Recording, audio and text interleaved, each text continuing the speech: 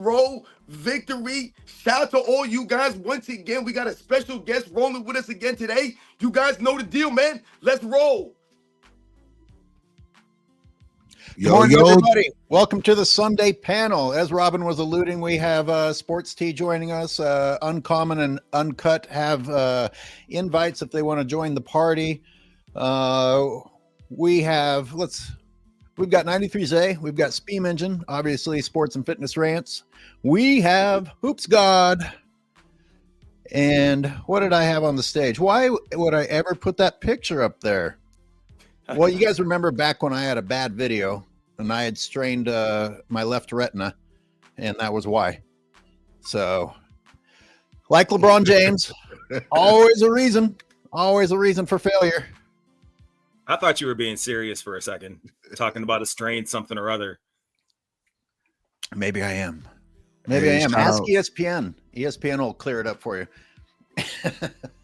Yo, shout out to John Rod. Shout out to Monroe. Hakeem Olajuwon. Shout out to Personal Freedom. King Speech Row. Italian Laguna Beach. Yo, shout out to everybody in the chat, man. Nick Tri-State, King Speech, JD, and HD. What's up with y'all boys, man? Got a lot of new members coming in. Welcome. Appreciate you, members. The Sunday of excuses. Sunday of blame. The Sunday of excuses. How much time should I set aside for today? I guess it depends on how we keep rolling. You know how we do. I'm good for a few hours. Okay. Well, I can't sit still longer than that. So 2 hours. Man, everybody, we have been flooded, absolutely flooded with bullshit from ESPN. Can't keep up. Goddamn, AOH, real quick. I'm sorry, real quick. Shout out to Michael Knight calling me the Timu Richard Jefferson. Go ahead. I want to point it out before somebody else does. Calling you the what? Timu Richard Jefferson. Timu? Look, it's the black people thing. Just look it up. I just wanted to get that out there. Why are you included? Give credit where it's due. That's all. That's good, man. That's funny. That was good. That was well played. That's crazy, man. Oh my god. Okay, Zay, you're next to me on the panel up there. Why don't you tell me what is eating away at you that you want to mention first? We got a big list of things to get to today, people, and I'm sure all our viewers had things that they want us to talk about too. Zay, pick one if you can. We got to talk about James Harden, man. We got to talk about James Harden. Harden, where are you? I don't think anyone on this panel didn't expect that. He's as predictable as Doc Rivers, right? Yes, man. This is sick. A guy that constantly forces his way out, forces players out. He's the baby LeBron James. James Harden is officially baby LeBron. Did I see Kawhi Leonard looking a little bit disgusted? Oh, yeah, most definitely. Okay. They even asked him after the game. They was like, Kawhi, do you think you guys can keep building upon what you did this season? He was like, I don't know. I don't know right now, man. Mr. Quiet and Emotionless is even like showing some disgust. Yeah, this is. I don't think Sports T is here. Sports T, are you here? Okay. Yeah. Robin, you go next since I can see your face. Well, I mean, if we're talking about the excuses and the blame that's been going on in relation to, the Lakers, LeBron James, and the Minnesota Timberwolves series, I guess the one thing I would say is everyone's making excuses for the Lakers, but no one's really giving the Minnesota Timberwolves their just due. So I guess for me, I'll say, how come no one on ESPN is giving Minnesota their just due for going out there and beating the Lakers instead of everybody out there trying to make excuses for LeBron James, man? How about Hoops God? There's his face. Come on that screen. Oh man. I just want to say, how is it that Darvin Ham, he took the Lakers to the Western Conference Finals in his first season, But we get Mr. Know-It-All, aka Socrates. It's about percentages, makes, and attempts. You go out in the first round, right? Why they not keeping that same energy? Because I'm saying that because I expected LeBron to lose. If you look at his track record, he's going to lose before he wins. So that didn't shock me. I'm trying to understand how Darvin Ham, who outperformed JJ Redick at his rookie season, lost his job. But we don't hear any of that flack from JJ Redick. I would say other than maybe 2 of ESPN's pundits, but all the rest of them are, oh, we got to give JJ a little bit more time. Nah, hell nah. That's some bullshit. And that really bothers me. Like, nah, I want Darvin Ham to be reinstated right now. Well, you know what they're going to say, that the Lakers got the 3rd seed. They still failed, but they got the 3rd seed. Is that, I mean, Spain is, how are they going to bail? How are they going to bail JJ out? Well, just like you said, they're saying it's the first 50-win season since 2018, they said, but it was only a 3-game difference, right? So the label of first 50 game looks a lot better than a 47-game win season. And then the 3rd seed, but the difference amongst seeds was what? A game and a half, like from seeds 1 through 8. Nobody talks about that. They just talk about the big ticket numbers. What I'm noticing is, and kind of going back to what Robin was saying, they're not giving they're giving Anthony Edwards credit by calling him the quote unquote king killer or whatever, saying LeBron passed the crown to him, blah blah blah. But it's just indirectly calling LeBron the best player in the league or the best player of all time by saying he's passing these reins on to Anthony Edwards. And Anthony Edwards didn't even play that great, especially in the game that mattered. So it was just again a forceful kind of narrative situation. And games 1 through 5, I pulled the transcripts of the questions that the media was actually asking LeBron in the post-game pressers, and we can get into it a little bit later. But for somebody who played as embarrassing as he did in the 4th quarter, I didn't find one question from the media about that at all. Wow, good research. Thank you. We will come back to that. We got to tap into Okay. You actually covered a lot there, but that gets our minds going. Everyone in the chat, how much of this you want to come back to? And I'll say one thing, saying that Anthony Edwards didn't play that great is the understatement of the year. And you're absolutely right. People talking about he was the best player on the court. Let's catch up with some super chats. And then we will dig into everything a little bit deeper. Praise the Dawn says, shout out to the panel. What is Hoops God's channel? Go ahead and tell them, Hoops God. Oh, my apologies. I had to come Wake up, off. who got? No. Forget it. No, Forget it. This is just what you type get in when you go to his channel. Just fuck it. Don't waste your time. Just type in at the Hoop God _23. I should come up, but if not, let me know, and I'll have to go, and I'll go back and I'll check my page again. But it should come up when you put in Hoop God 23. I appreciate that, sir. Just a messenger. I sincerely do. Just a messenger says, we have proof AOH is on that Balco juice. No way he could recover from the devastating eye and arm injuries so fast. Hey, I went to the AOH of eye doctors. That's awesome. Real quick. Do we have anything more definitive yet than a source told Dave McMenamin as far as the knee injury? Can I hear from an actual doctor? Can I hear from LeBron's trainer? What is this? A source told Dave McMenamin, who of course then carried out LeBron's bidding by providing an excuse for everyone to talk about. You guys, if anyone has heard, anyone in the chat, if anyone's heard anything more concrete than more hearsay about LeBron's injury. If I may interrupt, AOH, Did you not see him limping after the game? That's all we needed. Okay, my bad. Really bad limp. It was bad. No, hey, when he finishes, I want to add to that. Yeah, no, I just want to make sure you saw that. That's better than hearing it from a doctor. Who was that came over and hugged him while he was limping? Was that Savannah? Nah, it wasn't. I don't know. It was a white girl. No, never mind. It wasn't. Nah. There was a boy. That was not Savannah. That was not Savannah. Who was that white woman? That voluptuous white woman, man. Voluptuous. Don't people need to have a shape to be voluptuous? You don't just get to be big. You need to have some shape. I used the wrong word, think man. about how many times we just use the word voluptuous when we talk about basketball. Okay, LT says just showing love. Thank you, LT. Top Dog says, what was you guys' thoughts on the Lob City Clippers? We will get to that. We are done with LeBron. We don't need to put that. Needs to retire now. We will celebrate. No, he is not going to retire. Are you kidding?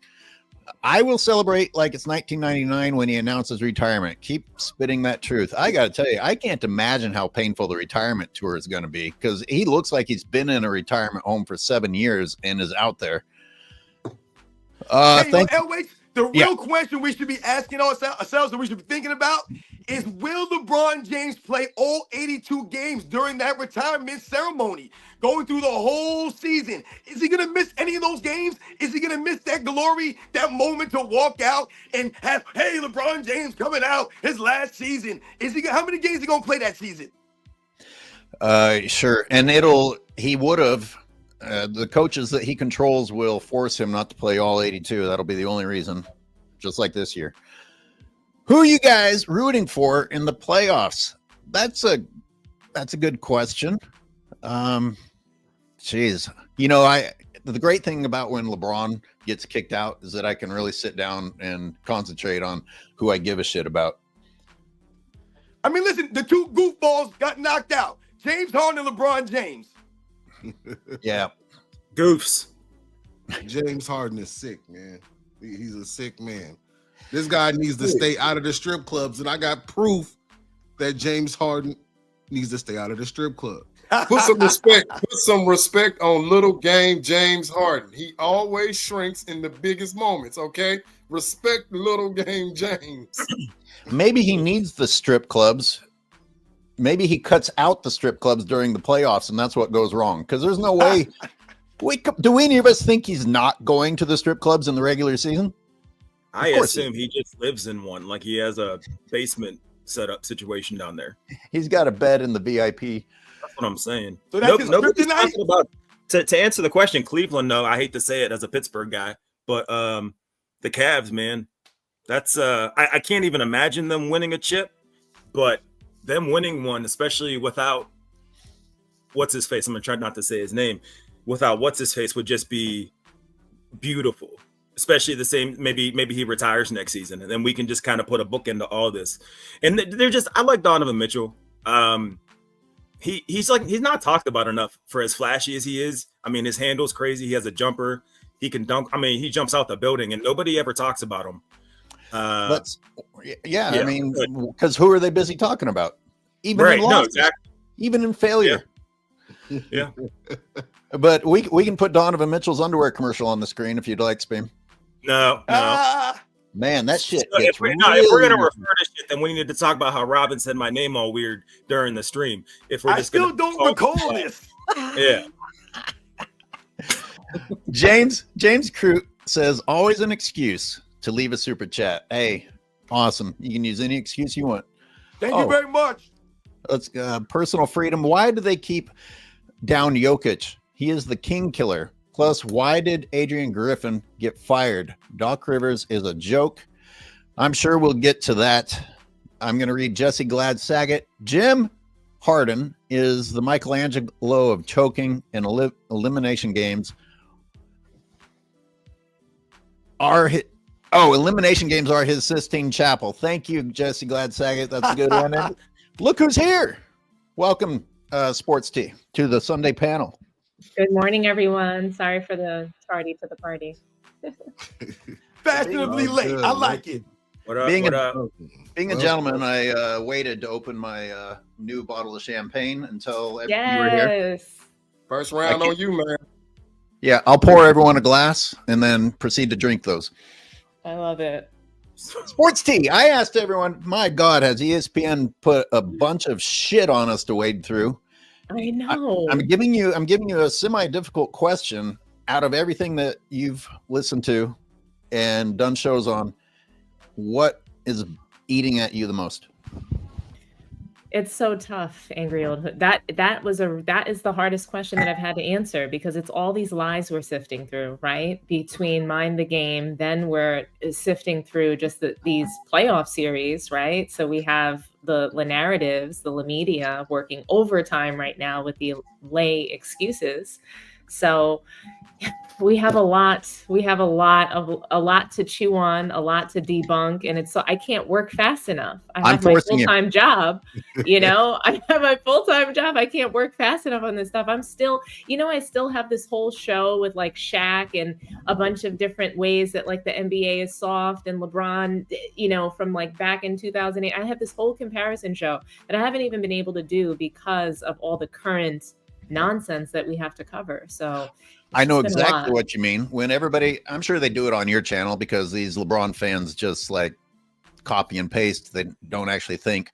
I'm sure some of them have said on your channel, even though you're brand new, pretty new, what are you going to do when LeBron retires? Well, you have a lot of projects. It's never going to end. Right?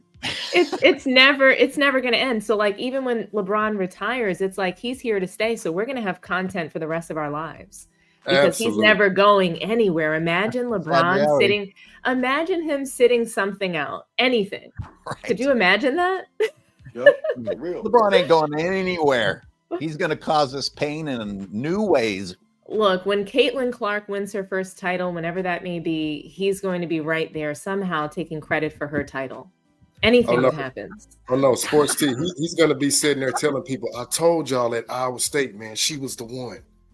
Right. Bruh. Oh, yeah. Do you ever stop? When she was a baby, I just knew she was going to be the one. That's right. Is it going too far to call him LaHerpes? Oh, my God. Oh, my God. Why you always got to go dark with it, man? It's always there. Oh, celebration time.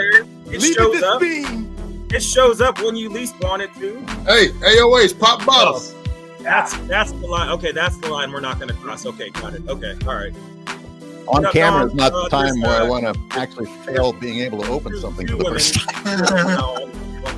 Hey, we now have two ladies, so hopefully the guys on the chat don't get weird. So, are you making terrible jokes? No, the herpes is going to catch up. Watch. You wait. Hey, Speem, a point that you made earlier, I wanted to come back to. So, you do realize that there's a... Do I have a lag? No, go ahead. Okay. So a point that you made earlier, I wanted to double back to. I didn't realize this until I went back and watched the real Crime Mind. Go follow him, because I always want to give people credit who uncovered things. But in 2010, I didn't realize he faked an elbow injury. Right. So when they played the Chicago Bulls, he shot a free throw with his right hand. He made it, and it put him up by 4. Then he subsequently takes a left-handed free throw, and of course he misses it, right? The first thing the media says, there's something wrong with that elbow. No, the hell it's not. Now, what I was trying to understand is, you're going to play the Boston Celtics, right?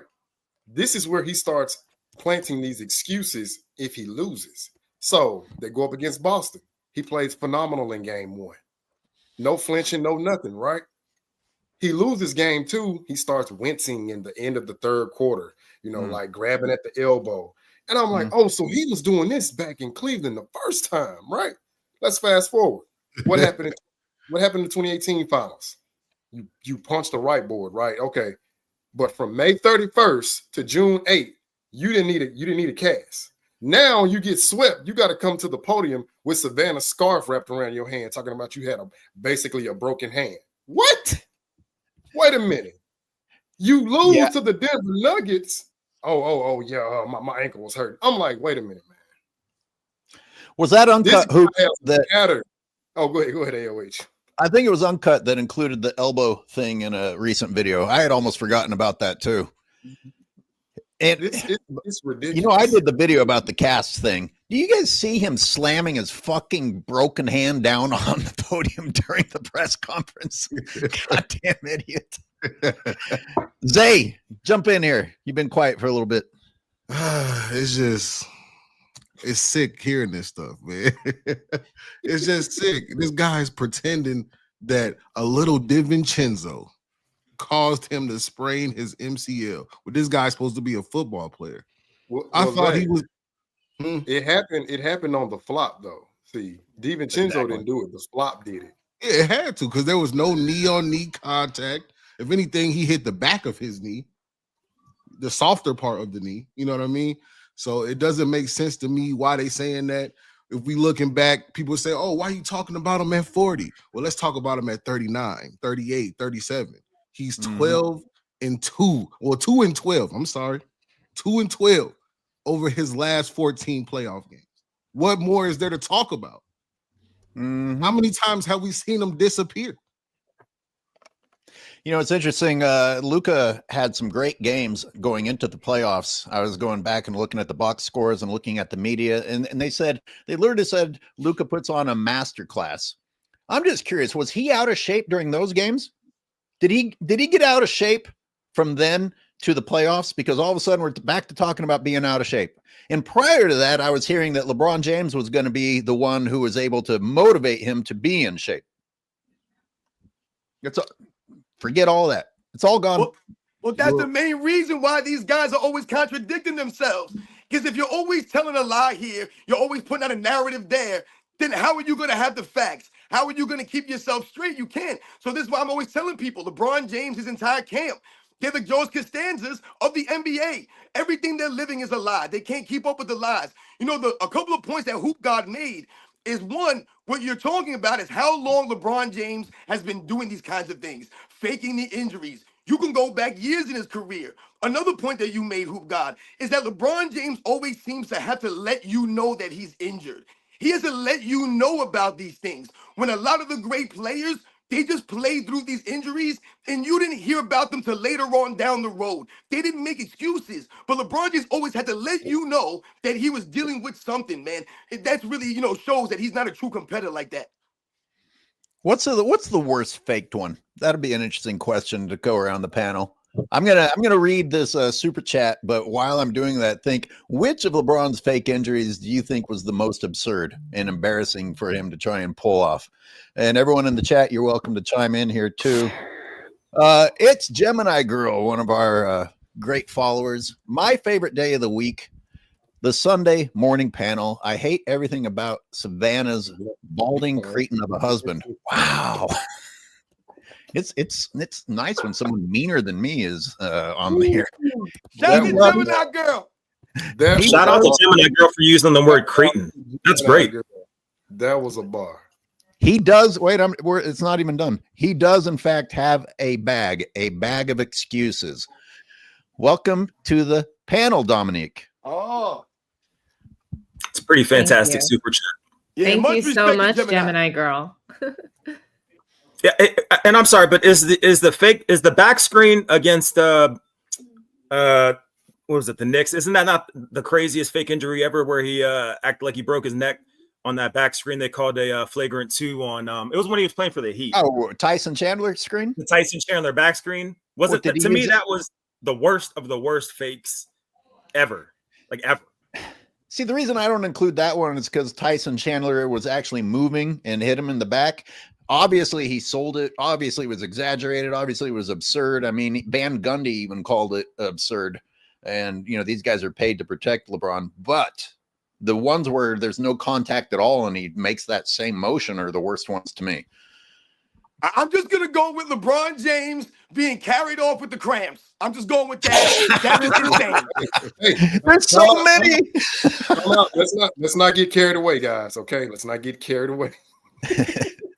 Who's got which one is yours? So AOH, I was really thinking about this. I think he broke his hand when he picked up his purse and he walked out of that press conference. Remember, the guy was asking him those questions and he just, put his shades on. And when he reached down, because I think you posted this, AOH, you said the first broken hand, he picked the purse up, and I believe he might have torn some ligaments because it looked like that purse was really heavy. So if I'm gonna just go out on a limb, I'm gonna say, yeah, that was the issue that caused the hand, Not It was his papers. It was his grading papers because he was dressed as a professor. He had to bring out an apple in his broken hand. I mean, his accessories were more important than his fucking injuries. That has to be the one. Grab the apple. Yep. Dominique, did you come up with one that was worse than all the others? So here's the thing is that I was wondering, is this really about, I thought we were going to be talking about like the best faked moments in this season because there's so many. Oh, so this is an all-time fake list because when we talk about all-time, the cramping and, 2011, that's the greatest all-time meltdown that we've ever seen in the history of sports. Like, let's be for real. I got to tell you. And what about when he said he needed to be sedated? Oh my God. The sedation news. Like, come on, guys. Between sedation, LeCramp. You're right. We should have limited it to a season. Because we know it's 2010, 2009, 2010, 2011. Those are the all-time biggest LBJ fakes. And then from this season, I mean, the La Peekaboo when he's laying on the floor, like peeking to see if, he's going to get the call. Even the DiVincenzo thing, that was a flop, guys. Like, I know he ran into DiVincenzo, but like he softened his own blow. You see him soften himself and jerk himself back onto the floor. That was a flop. That wasn't a real thing. So when he did that, if you guys notice, he went out of the game. The game before that, right? He played a whole half. They were tired. They were gassed, blah, blah, blah. He was just taking a break. Pretending to be injured, it was so that he could get a rest. He needed to rest. He was gassed. He was already tired. Him and Luka are both tired. As soon as the second quarter, maybe the second half hits, they're both gassed. Between Luka being fat, him being old, can't play defense. It's a mess. Hey, stop body shaming that man. Has everybody seen that Luka before American Food highlight? Anybody see that? No. Who's the guy? Do you guys have you guys seen the graphic of that celebrity that they show him as? It's a totally different person. It's this like bigger guy. I just don't remember what his name is. His name Dan. He reminds me of the guy that passed away, but that's not him. He looks just like him though. John Candy, but it's not him. Roethlisberger. That must be. Sorry, I can't figure out who it is, but it's hilarious. There's so many nicknames. I call him Donut Doncic, Lard Ass Luka, Dad Bod Doncic. I mean, but look, he's dominating the NBA. Luka Vandross. Luka Hookah. Someone said Chris Farley in the chat. I think it might be. Rest in peace to Chris Farley. Yeah, I think that's who it is. Oh yeah, Chris Farley. Yo, shout out to Chris Farley. Rest in peace. Rest in peace. The thing is, they've never said that Luka was athletic. He was finding a way to beat people with his slow-mo style. And so like to think that suddenly he just needs to like be in the gym more is going to solve things. He has a slow-mo style, period. And you can get in better conditioning with a trainer or whatever hardcore shit you do, but I don't think it makes you quicker. You know what I mean, Robin? Like you do a lot of training. Like one thing, I can stay in shape, but now that I'm old, I tell you, my first step is missing. The quickness goes away. I don't know if you can train quickness into your body the way youth gives you it, or never having the athleticism. I just don't think that athleticism, conditioning solves the being able to play defense part of it. I agree with you. I actually am in my breakdowns. I'm accidentally defending Luka because I see him trying. He just doesn't have the physical capability of doing it. And I don't think conditioning is going to solve that. I hear you, but isn't that what watching film is for? Being able to see what moves a player has and being able to predict what moves he might use in a situation. But to AOH's point, though, to his point, when you think about it, if you've never defended your whole life, you're not going to start. So it's not just that conditioning is not going to solve it. He's never been forced to defend. He's never done it. So if you've never done it, you're never going to, most likely. It's just like in a marriage, is that person really going to change so much? And if they change because you're asking them for a divorce, you're still probably going to leave. By that point, it's too late. That's why the Mavericks said no. And that's why they were knocked out in the first round, and on top of LeBron being 40. So you need that Mavericks team that he had to get to the finals, but there's no such thing as a slow-mo guard.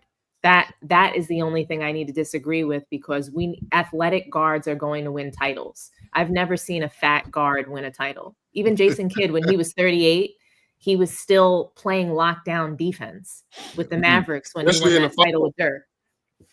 Especially in the finals, he was definitely playing lockdown defense. I think that, but Luka Doncic is promoted, or I guess celebrated mostly, as being a skilled player.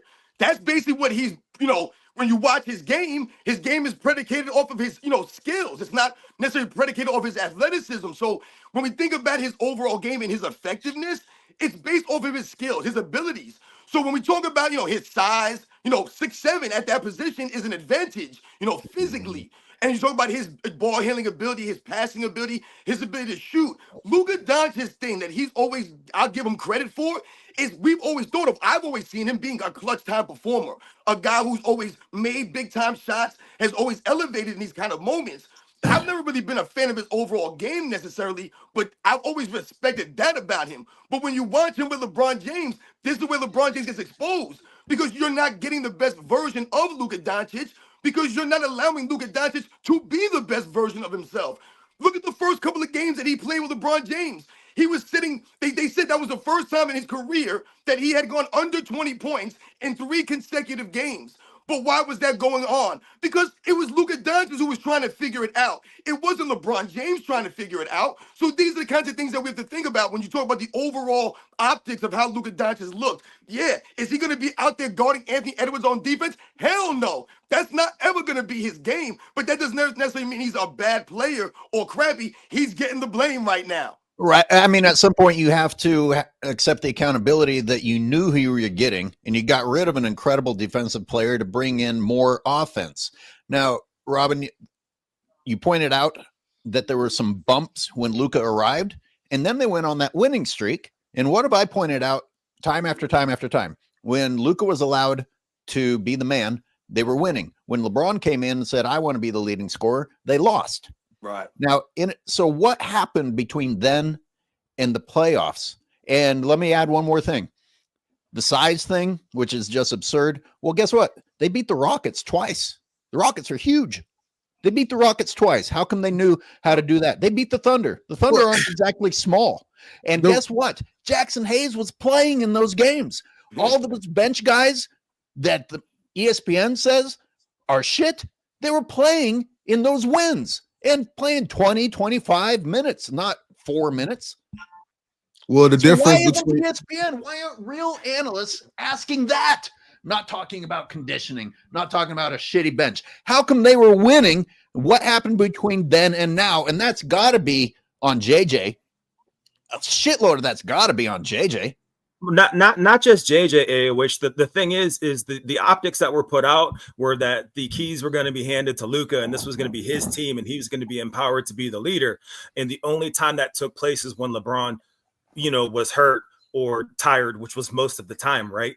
There had to have been a clash within the locker room and within the coaching staff, because one person is saying, okay, we're going to give the team to Luka, while everything about how the team is operating is showing, no, this is still LeBron's team. So if I'm Luka, in the back of my mind, I'm sure there was a little bit of pettiness to him that, okay, you guys are going to do all this for me and expect me to play defense, but yet I'm out here busting my ass, and the leader of the team isn't even playing defense, and nobody's talking about how he's not playing defense. That can't feel good. No, it's got to feel terrible, and even worse, more so now, because they're talking about the percentage of blow-bys against Luka Doncic, and it's just like, I've never heard that stat before in my life.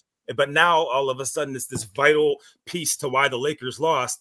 A gentleman's sweep is because of Luka's blow-bys, not because of LeBron's fourth quarter collapse in 5 games, or his lack of defense. Or I can show at least as many blow-bys on LeBron.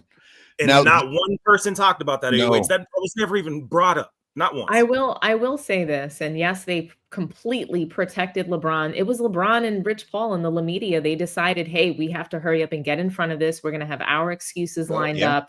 We're going to blame Luka Doncic, his conditioning, because people have already been saying that. So when you start with a lie in a narrative, like you include things that are true. And I have to say, Speem, last season they did a blow-by mixtape on Luka Doncic. They talked about the percentage.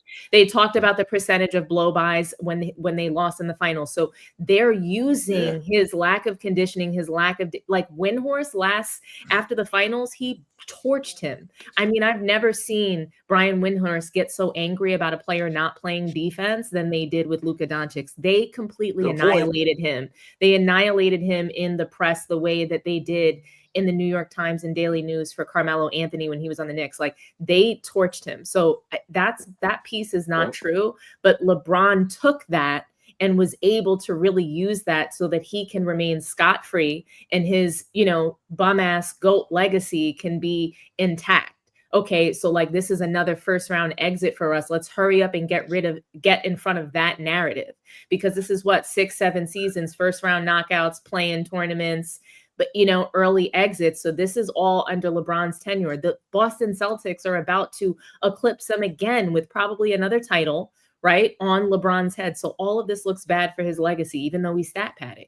But I have to say, like, he's just using what's true about Luka, because two things can be true. He's awful in defense. He's fucking fat, okay, and shows up to the NBA this way and got booted from the Mavs because of it. So those things are true. And if anyone bought into that mixtape, if anyone bought into what Windhorst said last season, and then you went and traded for him, well, my God. And I'm so glad you remember that, because I did a reaction to that. And I started showing all of LeBron's blow-bys with Windhorst shitting on on Luka. I'm like, they see whatever they want to see. They talk about Luka's conditioning. JJ Redick hasn't even said one critical word this season about LeBron. They should have traded. What they should have done is traded LeBron. Anthony Davis would have been a much better fit alongside Luka Doncic, a much better fit. But nobody wants to say that.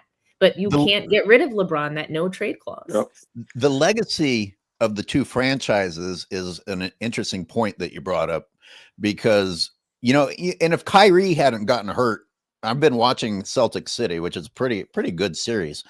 If Kyrie hadn't gotten hurt, they may have gotten a chip then too, and LeBron doesn't even make it to the West or to the finals. And in the meantime, patiently, the Celtics are continuing to add banners while Los Angeles has become a laughingstock. You don't even get to put yourself in the conversation with the Boston Celtics anymore. You're a fucking laughingstock. And only delusional, dedicated LeBron fans will make any argument otherwise. Zay, I feel bad because you didn't even get to say your top injury, faked injury. And then I'm going to read some super chats. But Zay, did you want to tell us your number one fake injury before we move on? My number one fake injury. I mean, I think y'all said some good points. Right. It's probably the Holy Trinity, man. It's no way that you're supposed to get sedated before a game because a teammate is fucking your mom. Like, my God, that is crazy to me. Sedated? How about get some boxing gloves? How about give him a black eye? You know what I'm saying? Like, where's your heart, man? You go that's how you know nobody respects him. Do you understand how disrespectful it is for a teammate to even look at your mom like that? Even play with you as a man about your mom like that? That is just my God. My teammate will have black eyes. That's just the fact. But then to get carried off the court, man, like, they need to call the ambulance, get a stretcher to get this man off the court for cramping. That's embarrassing as well. Too much pressure, too much pressure. Like that. At the end of every season, I think maybe I can finally start my compilation of LeBron's flops from that season. This last season, I was distracted with the whole nepotism thing and the no trade clause and fucking the Lakers over for the next year while being given credit. Oh, LeBron was willing to take less money to help. Oh, fucking bullshit. I've got to catch up on some super chats, everybody. Hang in there with me because we appreciate these supers. And everybody, welcome to the Celebration Sunday with our full house of fantastic panelists. And let me read Light Speed says, AOH, you're right. LeBron's, Kyrie's, and the Cavs points per game significantly increased immediately after Bogut's injury in 2016. Big turning point in the series. I think you must have been listening to me and Zay on Friday when I brought that up. We were talking about LeBron doesn't like physicality. Getting rid of Bogut in the middle opened up a whole new world for the Cavaliers. Thank you. I appreciate that super chat. Justin Messenger says, La broken hand, La ankle, La MCL, or La cramps. I agree with Robin. The cramps for the win. So much to choose from with someone in the GOAT conversation. Praise the Dawn says, the fraudulent ped using wannabe GOAT just needs to go ahead and retire. Take him and his fairy fanboys out the NBA. Always an excuse with this dude. Always. Bada Nana says LeBron will retire from a flopping injury. Can you imagine? The irony. Just pretend, just fake your way out of the league. Hoops and Anime says, in his defense, on the sedated part, I mean, Delonte was banging his mom. Well, that's tough. There is no defense for that. You handle that shit before the game. What? Hey, Chalmers told y'all nobody fears him. But when we give all these examples, they'll say we're hating. They'll just close their eyes and put the blindfold on like Bird Box. Night Baller, I have a conspiracy that they made LeBron the face of the league because of Kobe's allegations. There's other ways to move on, though. There's other ways to move on. Even Kobe dug himself out of that. There's so many other ways. They could have just picked somebody else currently playing. There was talent right there.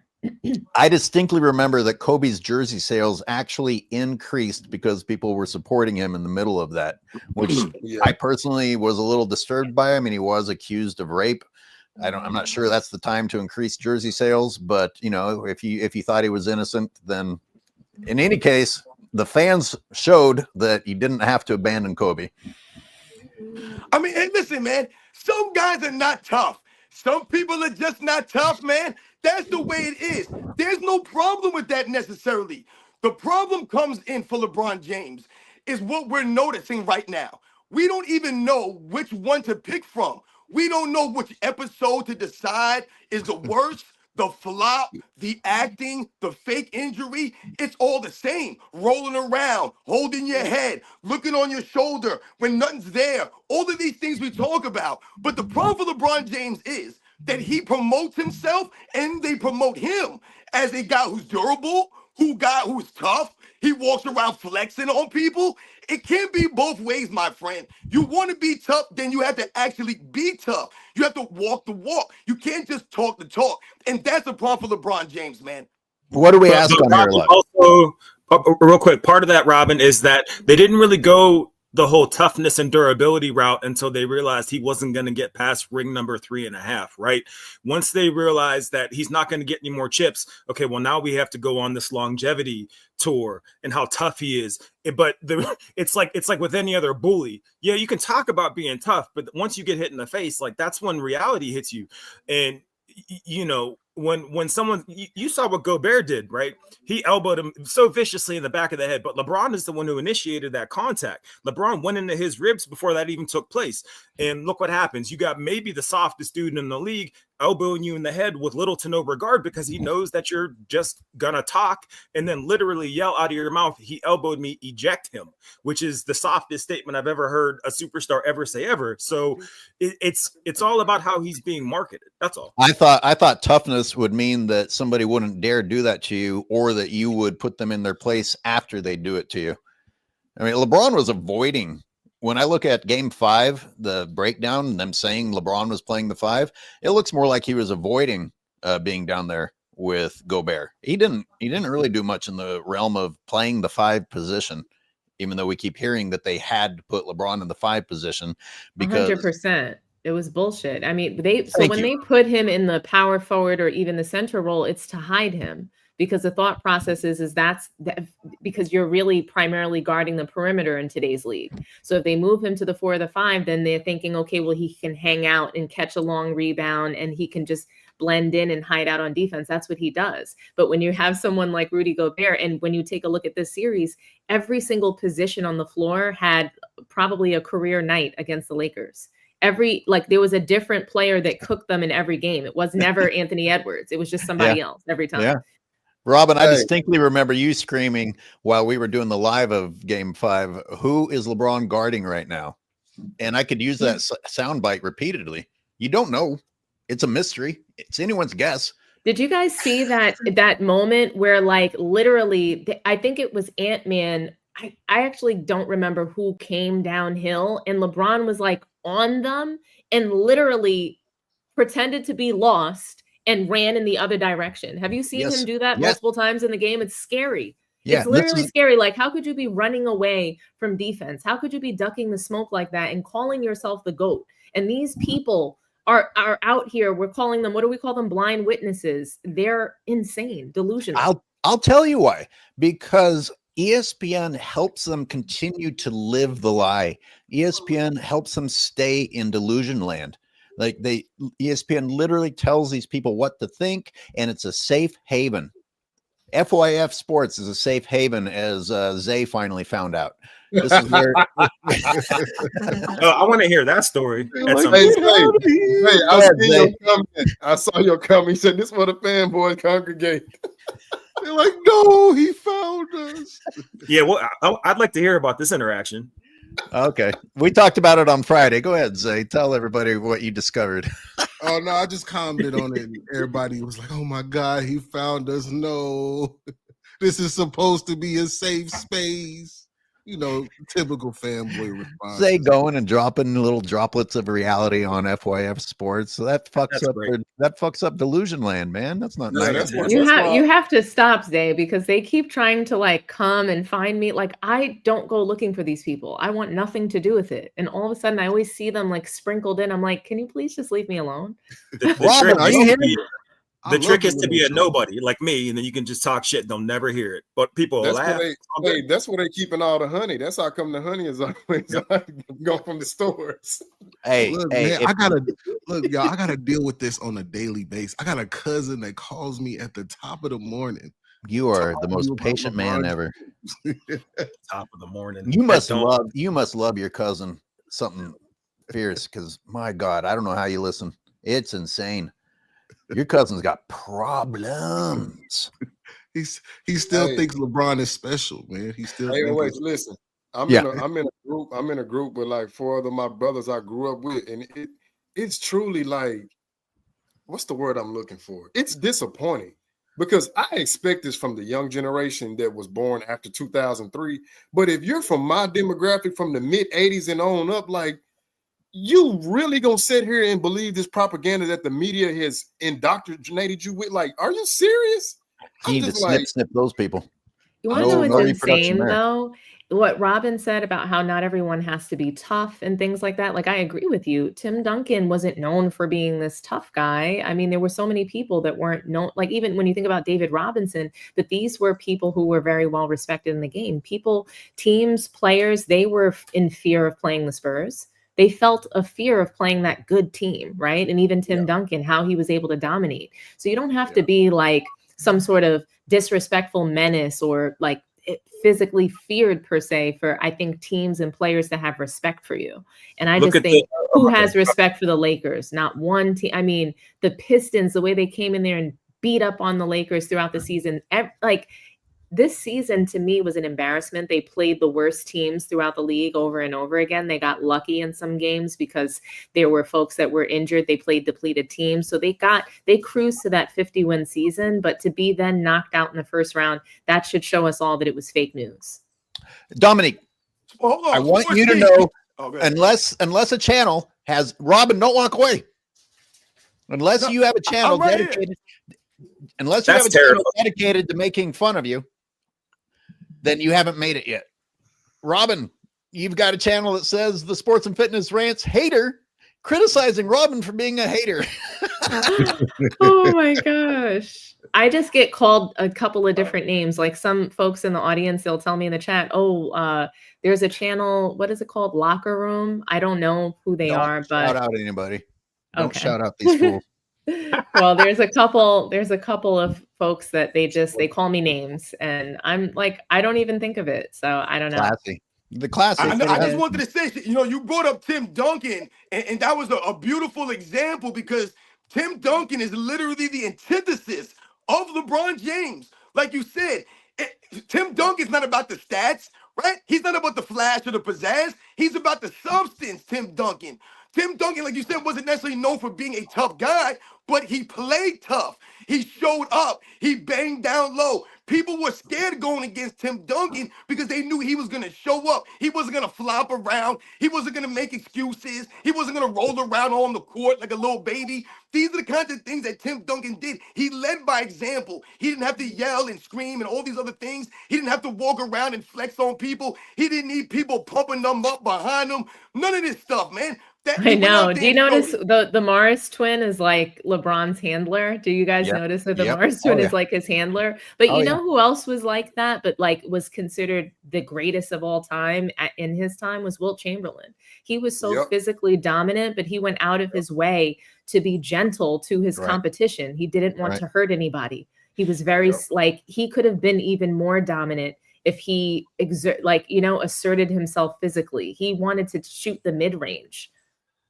And you would get criticized for dunking a lot back then, being a showboater. Or I mean, look, we're going back a few decades. You can't make all. Never mind. I'm not going to say it. It's just to me, when we even go back and when we go all the way back to Wilt Chamberlain, even to that era, I would say that every single era of basketball was better than today. And I can find a superstar in every era that was better than LeBron James going all the way back. And that's just for me. So speaking on that, Tim Duncan, I'm glad you brought that up because he was a player I would consider he was like the great stoic of the NBA. He didn't talk.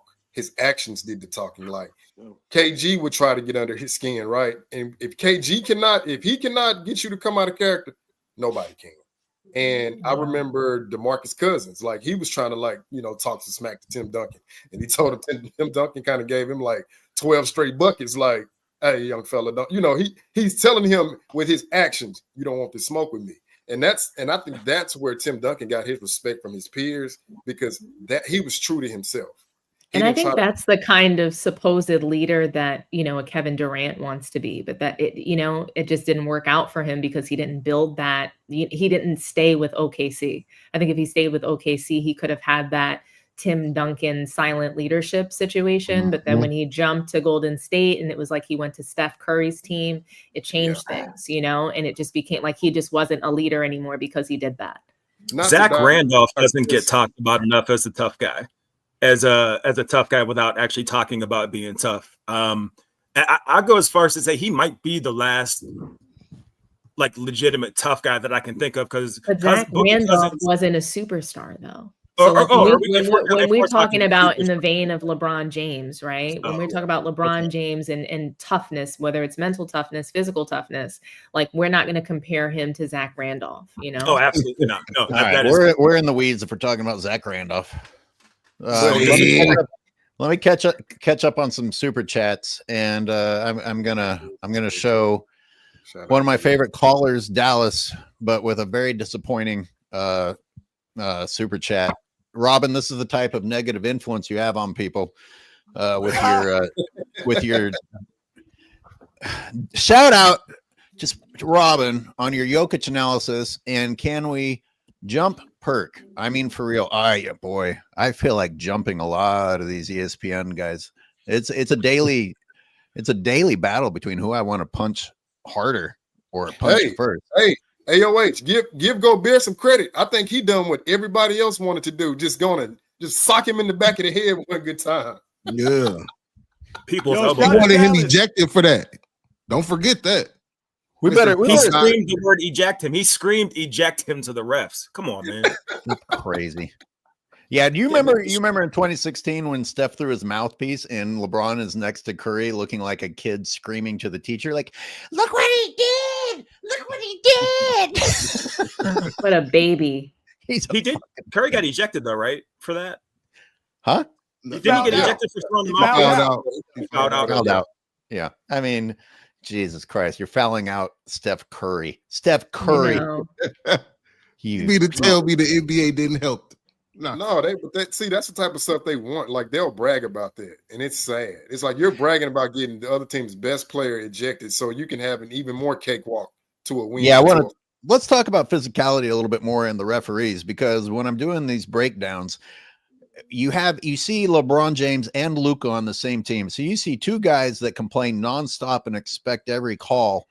And you can't help but think about the difference that giving them the calls or not giving them the calls makes. And there were actually some cases where I was like, well, a lot of times they would have given them that call and they didn't blow the whistle. Those are difference makers. And I go back, it was painful watching the Heatles against the Chicago Bulls and the advantage that the refs were giving the Heatles.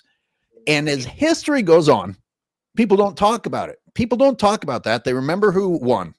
And now, even I'm sure fanboys were really upset that the Lakers weren't getting every call. But guess what? We're already moving on past it, and people aren't talking about the whistle.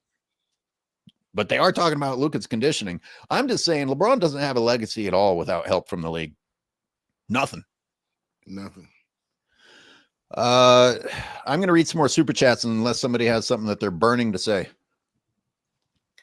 No, I wanted to chime in real quick on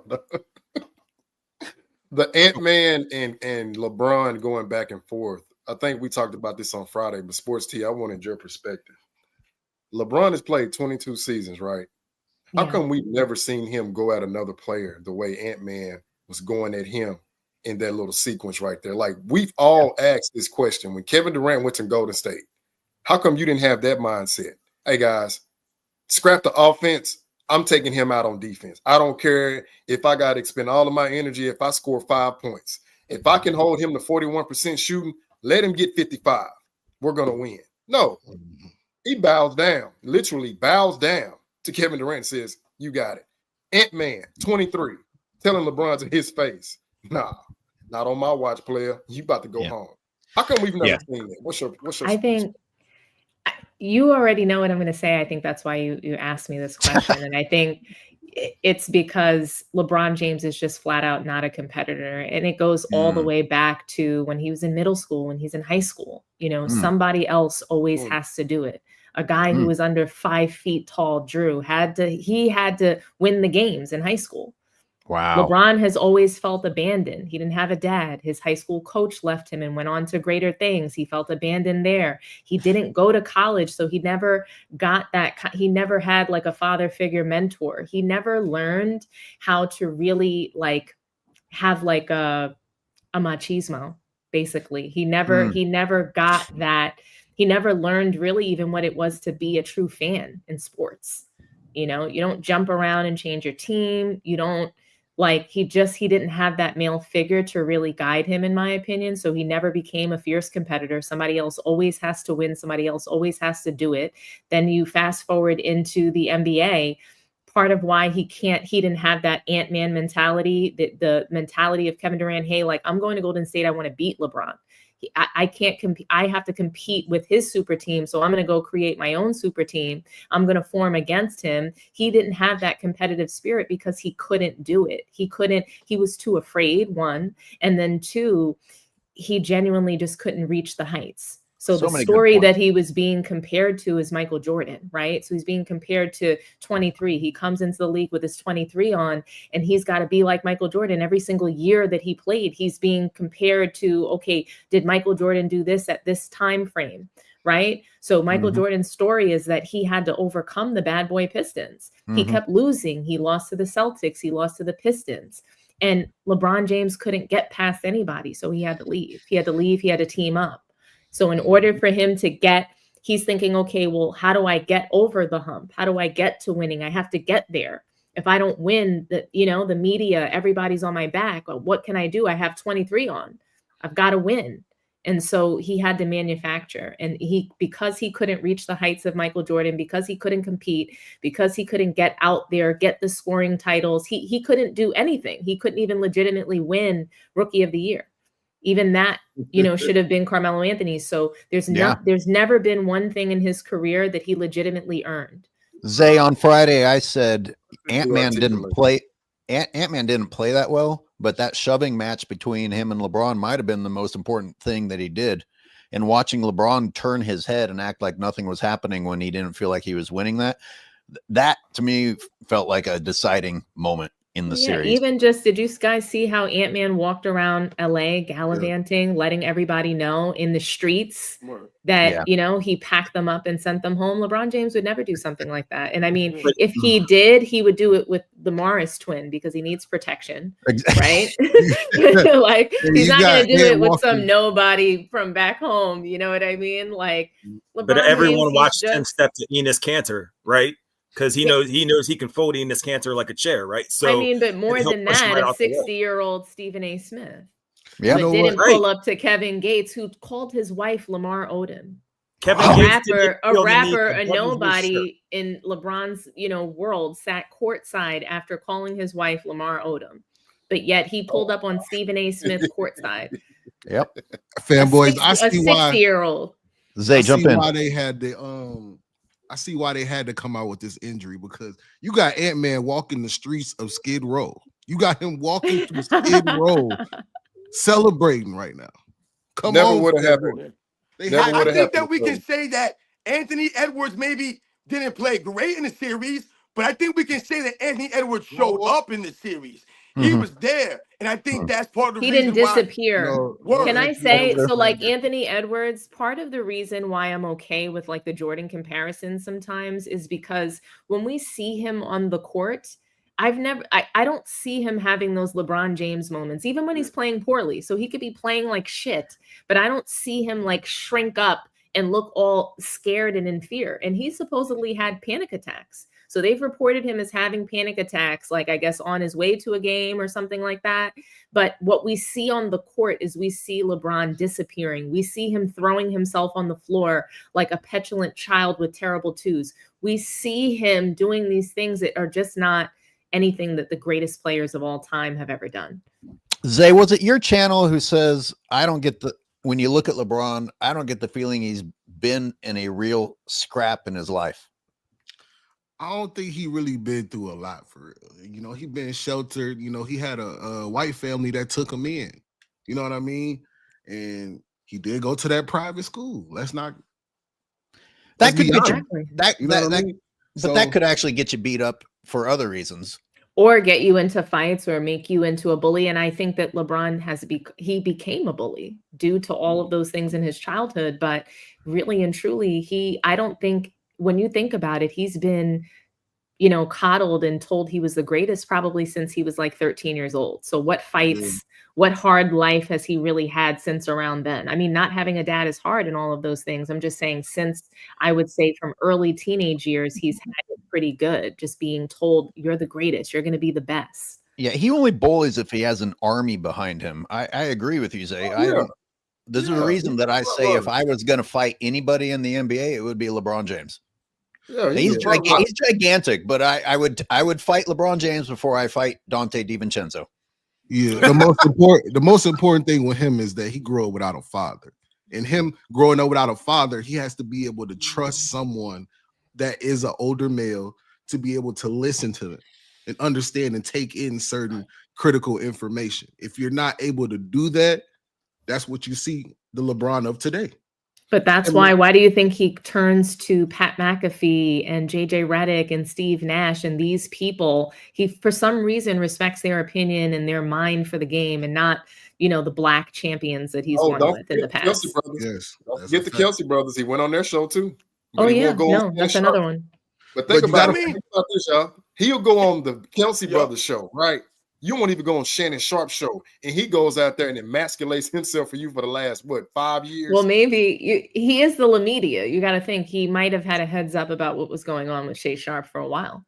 Good point. He stabbed his own man in the back, Brian Windhorst, his biggest fan. He stabbed him in the back publicly, calling him weird. And Brian Windhorst has been a rider for him for his entire career. So if you can't show loyalty to that one man who we all make fun of all the time because he does have like a Winnie the Pooh kind of look about him, but we all bag on him because of his alignment with LeBron. He's on Ozempic, by the way. Brian Windhorst. I don't know if he's really slimmed down a lot. Well, I have my own opinion on the whole Ozempic thing, but he carries all the weight in his face. He does, man. All that stress.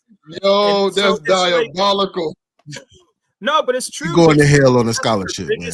But he's got to know. He's got to know where the bodies are buried, though. I'm surprised that LeBron would betray him that way. I think he knows that Wendy's not going to say anything. Yeah, exactly. Hold on. Yeah, he's too professional.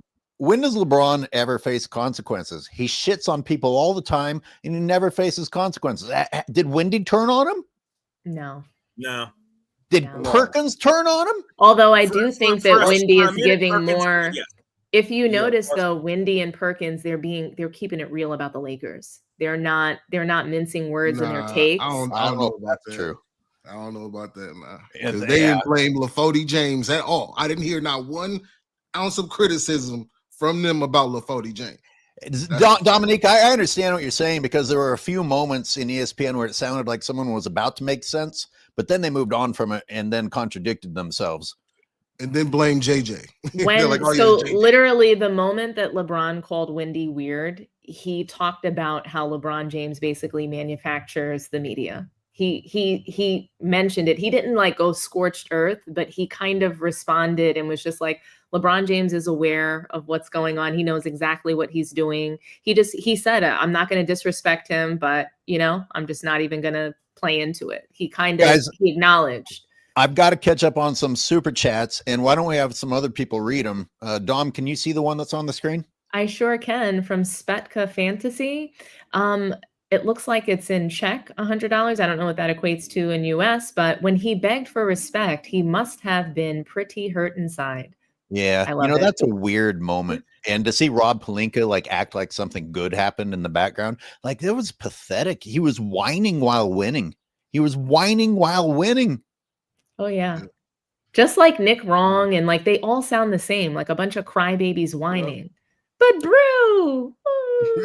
Robin, can you see? Can you see what's on the screen? You want to read that one? Yes, I can. It's not that serious. Coming through with this super chat. Thank you very much.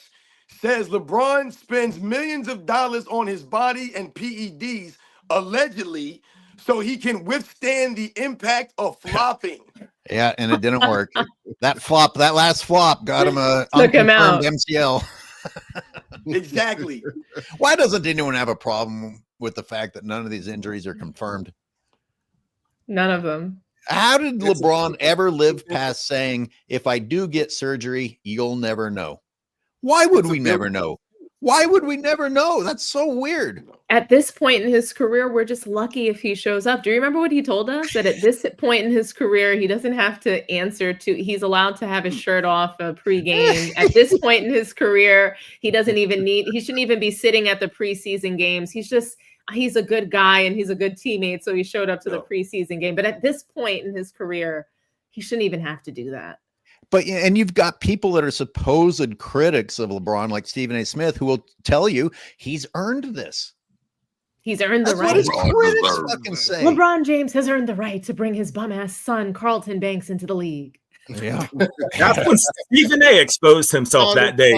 He'd always been a top corny person of all time to me, but him saying on national television that LeBron earned that, just like Dom said, to bring his son in when 3 days prior they were saying Bronny earned it because he's a 3-and-D guy and he's like blah blah blah, and it's like, all right, listen, I know there's a bunch of stupid people on this planet, but there have to be at least a few people to keep checks and balances to say one day you're saying he earned it, the next day you're saying LeBron put him there because he earned it. Which one is it? You can't even keep lies together on the same show anymore. That's how idiotic ESPN thinks people are. They don't even say the same consistent message in the same segment, let alone the same show or the same day. You have to kiss the ring, Speen.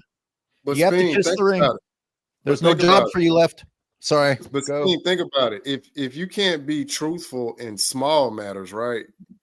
How do you expect them to be truthful and honest in large matters? And then when you establish lies, it gets difficult because you forget to stay on that lie because your subconscious and your conscious are battling within each other. So you're going to make those Freudian slips and you're going to tell the truth. You just don't realize it, right?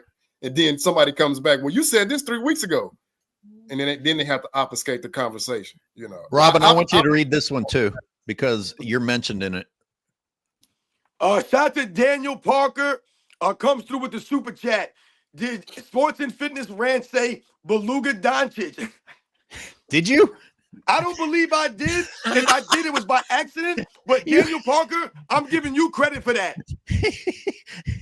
You heard what you wanted to hear, and it was a good one. That's great. Hoops God, read. Can you read the one from Ma Vegeta? Vegeta. Vegeta. Difference between LeBron, Jordan, My vagina. Vegeta. Vegeta. I gotta say it like Zay. The difference between LeBron Jordan and 40 Jordan has a bad game, and then has back-to-back 40 pieces. This is the next 2 games LeBron fakes injuries. Yeah. Injury. Bro. Yeah. Back to Anthony Edwards. You get shoved around by a guy like that, then you need to come back at him because you're physically bigger, or you do it with your game because you're the GOAT and still, number 2 or one of the best in the league. I can't keep up with when LeBron is 40 and doesn't play well because he's 40 versus he's still one of the best in the league. Jesus Christ, they contradict themselves in the same sentences with these things. But LeBron James, if Anthony Edwards does that to you, you either shove him or you either put him on the ground because you have 50 fucking pounds on him, or you go out and you beat him with your basketball skills. You didn't do either one, you bitch. Hoops God, do you want to read? He's a fucking bitch. He is a god. He's So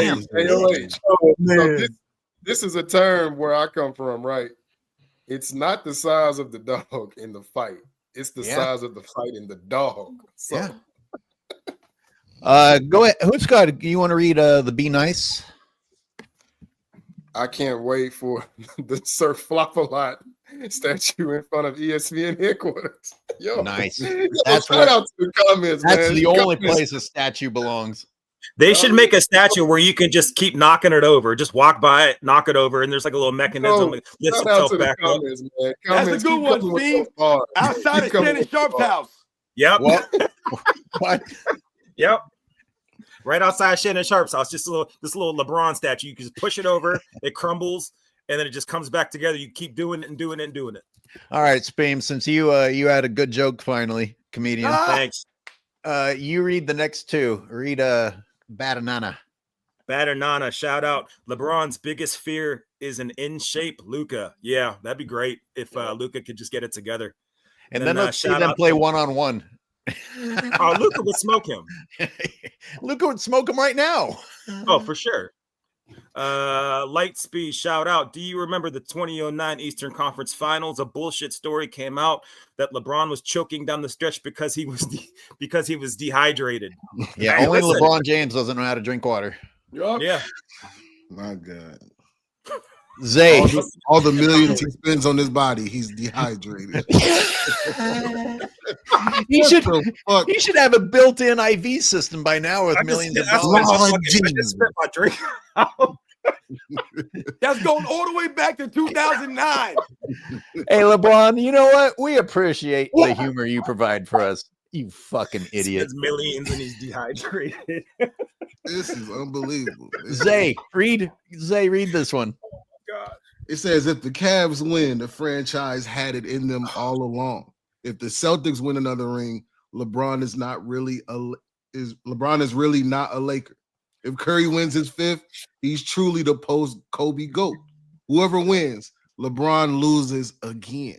Yeah, but you missed one. Remember, LeBron already took credit for the Cavs possibly winning by saying he brought the winning culture. He covered the bases, man.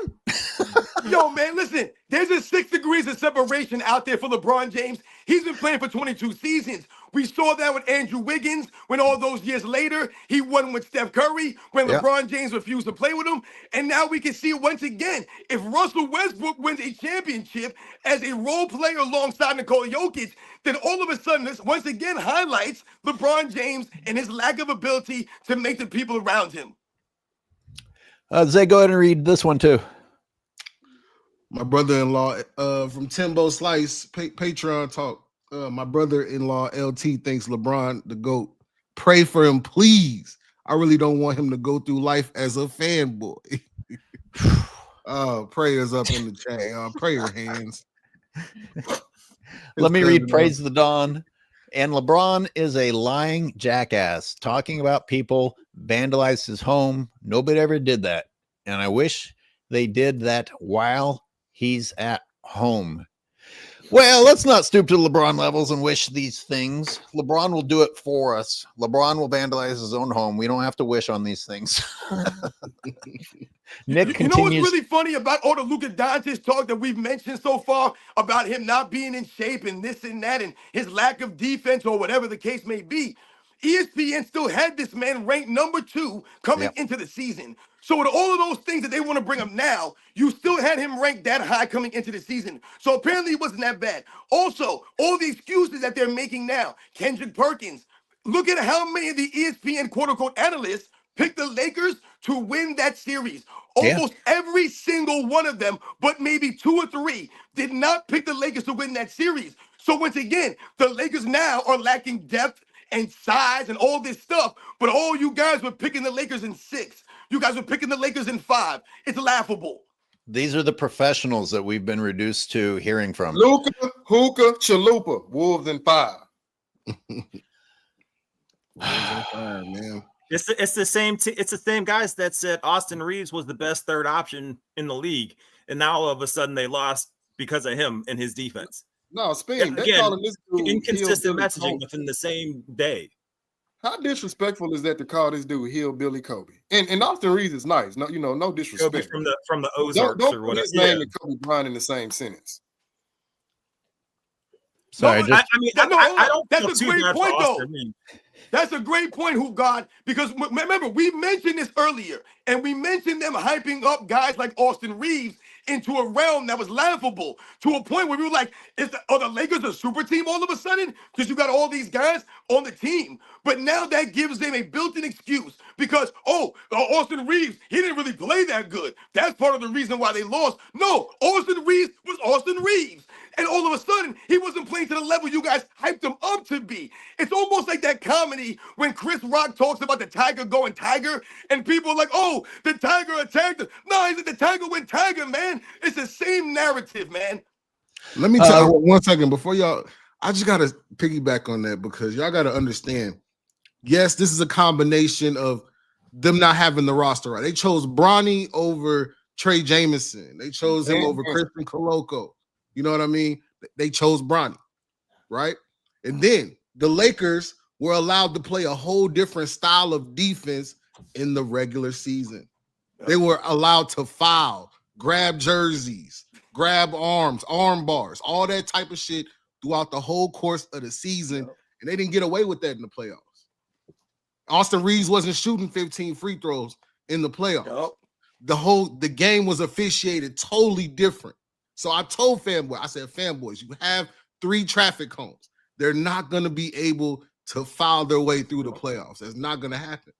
And that's exactly what else, though, is really interesting is that you have Luka and you have LeBron on the same team. And that kind of star ball, that's not sustainable through the playoffs. And so for Austin Reeves to have the same usage into the playoffs when star ball, they're going to fall back on what they know, right? So LeBron, even if he was playing off the ball for a couple of games during the regular season, even if he pretended to have some level of defense, that all is going to change come postseason because what do? They do what they know. They fall back on what they know in those crunch time moments and situations. So they went to what they knew, which was Luka coming out very aggressively in the first quarter, trying to score all the points because he knows he's going to get tired. LeBron James can't last either. That's his same strategy. Usually he tries to come out hot in the first and second quarter because come the second half, he doesn't have it. He loses steam. And so they both cannot sustain in that second half. And Austin Reeves couldn't get into any kind of rhythm. He got a couple of good looks, but only when they couldn't couldn't score the ball. So when they can't score is when he got the ball, which is not really his style because he likes to cook with the basketball. And they were sometimes in moments playing off the ball, standing in the corner, waiting around to catch it. That didn't happen in the postseason because they need to have that usage. They need to bring that ball up and down, Luka and LeBron both. And when they both can't do it, then one of them is going to play like shit. And that's what we saw in every game. Yeah. How dare you give astute basketball analysis on Austin Reeves and why he wasn't the third best option in the NBA in the playoffs? Thank you very much, sports team. Yeah. But also, don't forget that we have 3 starters on the team: Luka, LeBron, Austin Reeves, that can't guard a parked car. They all 3 of them have no defense. So how could they have really gone into this postseason with any level of success? I'm shocked that they won 1 game. I wonder how AD would have done against Rudy Gobert in the paint. I wonder how that would have went if they had Anthony Davis down there instead of Mr. 135. They would have won the series. Yeah. Oh, yeah, I agree. Anthony Davis would have dog walked Rudy Gobert. He would have made him look so small. LeBron was coaching this game. He's been playing too much Madden. He's out there playing Rover. And for those that don't know what Rover is, that's a safety linebacker hybrid. It's something that you would play in Madden, or you see like a Jamal Adams type of player. You know what I mean? But he's trying to play Rover in basketball. That's not. I thought it was the dog walking app. Wait, Zay, you gotta be a dog to play Rover though. LeBron ain't no dog. LeBron he's a poodle. Come on, man. That's disrespectful to the Rover in football. That's what he was playing out there. Yeah, he's playing the poodle. He was just roving around in the paint, across the paint, from baseline to baseline. Come on, man. It's quite an interesting assumption that that if they had in fact gotten Mark Williams from Charlotte, that would have solved everything. I mean, that's a pretty huge leap of faith. Lakers have 4 7-footers on their team that they chose not to use. It would have been the same story.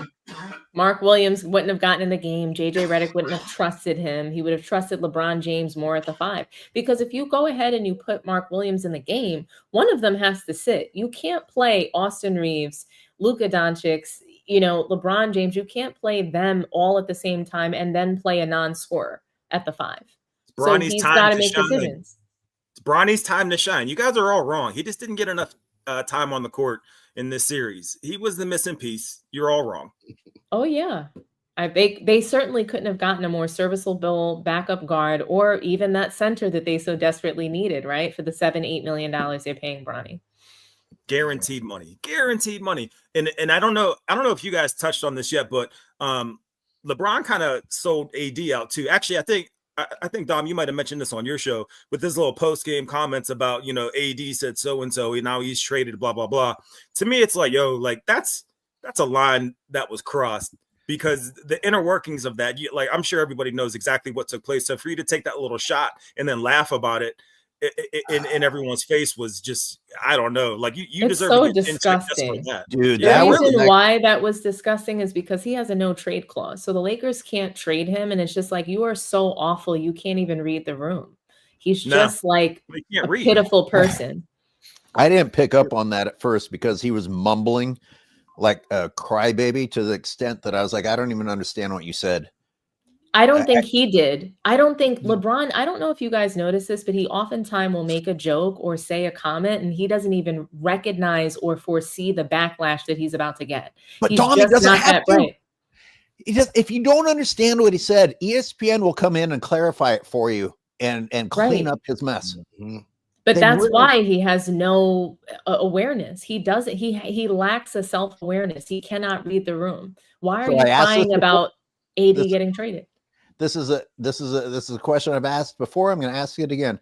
Does LeBron James, having no accountability and no sense of reality because everybody covers for him, is that a blessing for us because we have all this material, or are things so far gone that having people cover for you is all that's necessary to be considered a success now?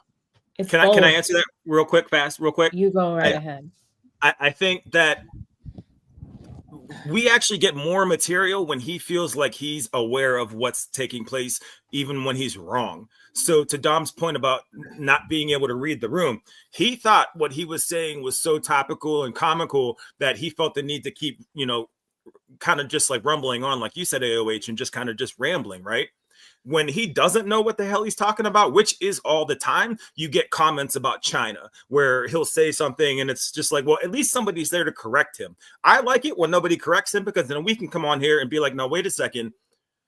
All of this is bad. It takes this many outside perspectives to tell you that you guys are, as an entity, ESPN as an entity, NBA as an entity, you guys are lying and trying to convince the rest of the world that's something that isn't there. I prefer that they have that kind of like that hubris, that arrogance of we're right and you're wrong, because it gives me something to research. It gives me something to look into and do. That's just my opinion.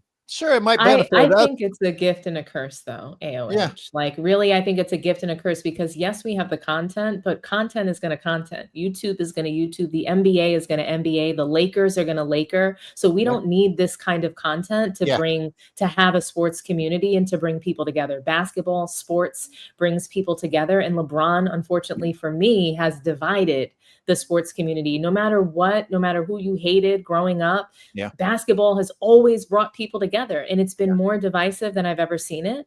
And that's because of LeBron James. So I think that he doesn't have to be this way. The reason why it's a curse is because what we're going to see is the NBA continue to take a turn for the worse, in ways that we never really imagined. Think about now, because of LeBron James's records and probably post NBA, post LeBron James's career, he's going to be so deeply involved in the NBA's ass that he's going to make changes. And there's going to be things that happen that it's going to shape the NBA in a negative way. It's going to create probably a lesser competitive environment, or such a competitive environment that we may never see like a face of the league or another person take over the media the way that LeBron James has, because he's in so much control. To one of your first points, there were a lot of good points there. How much time have we spent just talking about LeBron's lies and ESPN's lies instead of doing film breakdown? There's enough content there. Right. His bad play is enough for us to talk about. We don't need this low-hanging fruit content. We're just, I mean, it's reducing us to Jerry Springer show analysis instead of basketball analysis. Yeah, because that's what's trending. We're forced to do it. And it's LeBron trending us that way, because even when he mind the game, it's a bunch of bullshit narratives that he's pushing. And then we see for 5 minutes, maybe 10 minutes, Steve Nash with the clipboard breaking down the game. Never LeBron. We never see him talking about a play. We see him talking about what he did when he was 8 years old, basic fundamentals of basketball that he tries to say works today that he doesn't use. So he doesn't play fundamentally sound basketball, but then tries to refer back to something that he learned as a child. And because he can flip a play, get off his back. He can flip a play. He's been able to do it since he was 2 years old. A better description would be called mind the lane, because that's exactly what he did. He's just lame on there. Like, come on, bro, stop. Just stop. It's the LeMind games. Yeah, the LeMind game. It's a bunch of bullshit, like you said. It's time to catch up with some sports chats or some super chats. I'll read the first one and then we'll keep moving. Stuart H, winning by deceit and blaming others for losses are Disney villain qualities. Calling LeBron your GOAT is like rooting for Jafar in Aladdin. Great comment. Great comment. That's so true, man. So true. Right hand Cam says, go ahead, Zay, read it. Right hand Cam, my dog. What's up with you? Zay James and Sports T James Harden. Wait, they say Zay James and Sports T James Harden stay choking no matter what team he's on. That's a fact. No matter what players he has, no matter who he's gone to, he chokes. I guess I skipped around, Nick. I think I read this one. Yeah. Or Sports T, glad to see you here. Welcome aboard. No, it's just someone else welcoming you aboard. Calling him Jafar is a compliment, by the way, because Jafar could read the spells in that fucking book. LeBron couldn't. So Jafar was also a lot more scarier. And Jafar's like he shouldn't even be compared to LeBron. That's what I'm saying. Jafar was a real threat. Badanana says that bastard John Stockton minivan, though. Yeah, word. Jesse Glad Saget, LeBrick grew up rooting for the Cowboys, Yankees, Bulls, in the 90s. That's a combined 12 championships in one decade. He's a born front runner. Oh, good point. Zay, right hand cam is back. James Harden stays choking. The last time he didn't choke was when the strip clubs were closed, y'all. Hey, Zay, get his name right. Little Game James Harden. Put some respect on Little Game James. Little Game James. Badanana says, I bet LeBron punches worse than Stephen A. Smith. Who would everybody rather fight, Stephen A. Smith or LeBron? Oh, no, I'm fighting LeBron. Hey, no, AOH, I was raised to respect my elders, so no, I'm going to go and sock LeBron like Rudy Gobert did. Yeah. I'd rather LeBron too. Who do you guys have in that fight? Just out of curiosity, between Stephen A. and LeBron. Bro, they're going to catch him in one of them old man right hands. That old man strength. Who do you have between Dominique and LeBron? I got Dom. I've seen Dom yell at somebody to their face at least. Stephen A. might knock the sonic rings out that boy, man. You never know. He got those no screws on. You know he's a hard trainer. Does it matter if the Morris bitch shows up? Does anyone? Honestly, I'm scared. I don't bring him around me. I'm scared of the Morris twin. Do you see him? He looks taller than LeBron from behind him. He looks scary. He's not. Have you heard him talk, Dom? You'd be fine. You'd be fine. No, I know. And I've seen his brother on ESPN, but it's just crazy because you see him whispering to LeBron courtside, like, hey, there goes Kevin Gates, like, what are you going to do? I got your back, And why is this all so funny? Because we see LeBron James fall down running into DiVincenzo, someone who's 100 pounds less than him. So we laugh and we say, oh, if you got to wrestle and get into a scrap with LeBron James, are you really worried about it? No, I'm not really concerned because we've seen LeBron James roll around on the floor from nothing. So are we really to believe that LeBron James could take an actual punch to the chin or an actual kick to the gut? I don't believe he could. Hey, y'all know who LeBron reminds me of if I had to make an analogy? So I would say, let's go to boxing. You could put Michael Jordan, Muhammad Ali, right? I would say Kobe Bryant, Sonny Liston, any one of those guys, Sugar Ray Robinson, Sugar Ray Leonard, it's any one of those guys, whoever you want to throw in there. To me, LeBron is the Jake Paul of boxing. It's all hype, right? The hype is through the roof, but the substance is like barely above the basement. I just think that's a perfect analogy. I think that's giving him credit. I think calling him Jake Paul is giving him credit. And I think that's how low the bar is right now. And I'm being dead ass serious because at least Jake Paul, like he's a bitch, right? But at least he puts on a show and kind of fights dudes that are used to be athletes. LeBron just goes against the softest dude you can find, and then is the toughest person ever. I've always said I've had Stephen A's back more in this whole little fake beef than LeBron because it kind of seems like Stephen A. It's just him. But with LeBron, it's him plus his camp, right. plus all these other guys walking with him. Kevin Gates doesn't respect LeBron enough to even button up his motherfucking shirt, standing up in the front of the game, right? So what if that takes place after you just talked about the mother of your kids? That tells you everything you need to know about the public perception of the so-called most popular athlete in sports right now. That's got to be a weird relationship at home. Savannah and LeBron. I mean, LeBron's a grown child, and Savannah is okay with it. Savannah signed on for it. I mean, he never addressed DJ Academics. He said he had the receipts on him and Drake chasing the bunnies up there in Canada. So, I mean, I don't know. Can you blame her? She's got a good life. They've been married probably more than 10 years. She's probably able to make herself happy, even if she has to put up with him. You answer that for us, Dom. I mean, what does that take? Because the man that you're with, I know that comes with perks with being a billionaire, but the man that you're with, you realize he's a fucking bitch. I mean, at the end of the day, you are married to a bitch. But how many hours are they together on a daily basis? Great question. So why does everybody say that he's a great husband and a great family man? I don't know. How many hours do you think they spend? honestly, I don't how know many because hours? he talks about getting 12 hours of sleep, right, on a daily basis. I don't know. Yeah, Then right. there's all of the conditioning. He has to sit in a chamber. He The has to go to nutrition. he has to go to the Labalco lab. I don't know. The nutrition time, got to account for the nutrition. Yeah. He was babysitting, Speaking and he couldn't. He openly admitted that he missed a lot of time with his family. That's why he had to babysit Bronny on the Lakers. Right. Yep. Right. And he still doesn't need to go home because he's going to bring Bryce to the Lakers. Anything except for going home. I know. He sleeps in the car. That's what you're saying. He sleeps turned in the the car Lakers outside. into a daycare, man. But Oh, if wow. I'm Savannah, I would enjoy that. Imagine how much time she gets with her girlfriends. Yeah, there you She go. You gets just so much, answered like, it. she has so much time to do all the things she wants. Like if I wouldn't mind being married to LeBron, good looking guy, and I don't have to see him.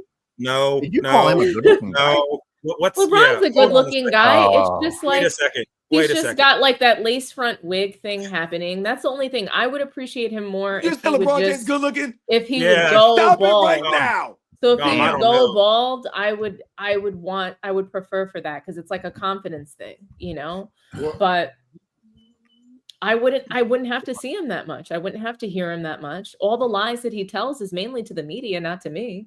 You heard it first. Basically, the relationship is tolerate his childishness, and you get all the perks in the meantime. Wow, that's She does handle husband of the herself with a year. fair amount of class, AOH. She does handle herself with a fair amount of class for being married to a douchebag like that. I will Oh say my that. goodness. The key Well, is to just stay quiet, Yes, right? pretty much. Let LeBron make a fool of himself, and you just stay quiet. Or read the occasional script at the ESPYs. That's it. Mm-hmm.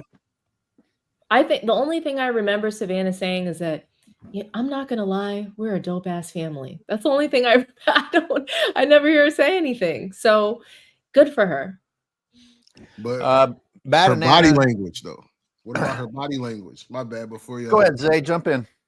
Because what about her body language? How many pictures have we seen of her poking her lip out at LaFody James? I don't know. I think when they got eliminated, we saw her waiting for him. She gave him a kiss. She felt for him. I suspect they have a fine marriage, a good relationship. I try not to criticize that because I don't care.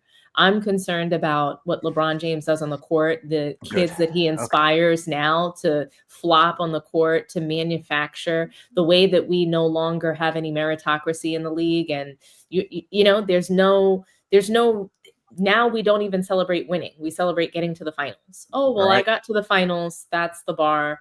Or, oh, well, I'm 40 and I can still think the game. So let's celebrate me now. You know, just the losing, the crying, the flopping, the manufacturing. These are the things that I'm worried about, not the marriage. I could care less. Good. I'm worried that you said he's good looking, Dom. That's what I'm worried about. Let's just pretend that didn't happen. Let's Yeah. move on. LT says, appreciate the psychological breakdown on this bum. Keep it up, guys. And thank you for the super chat.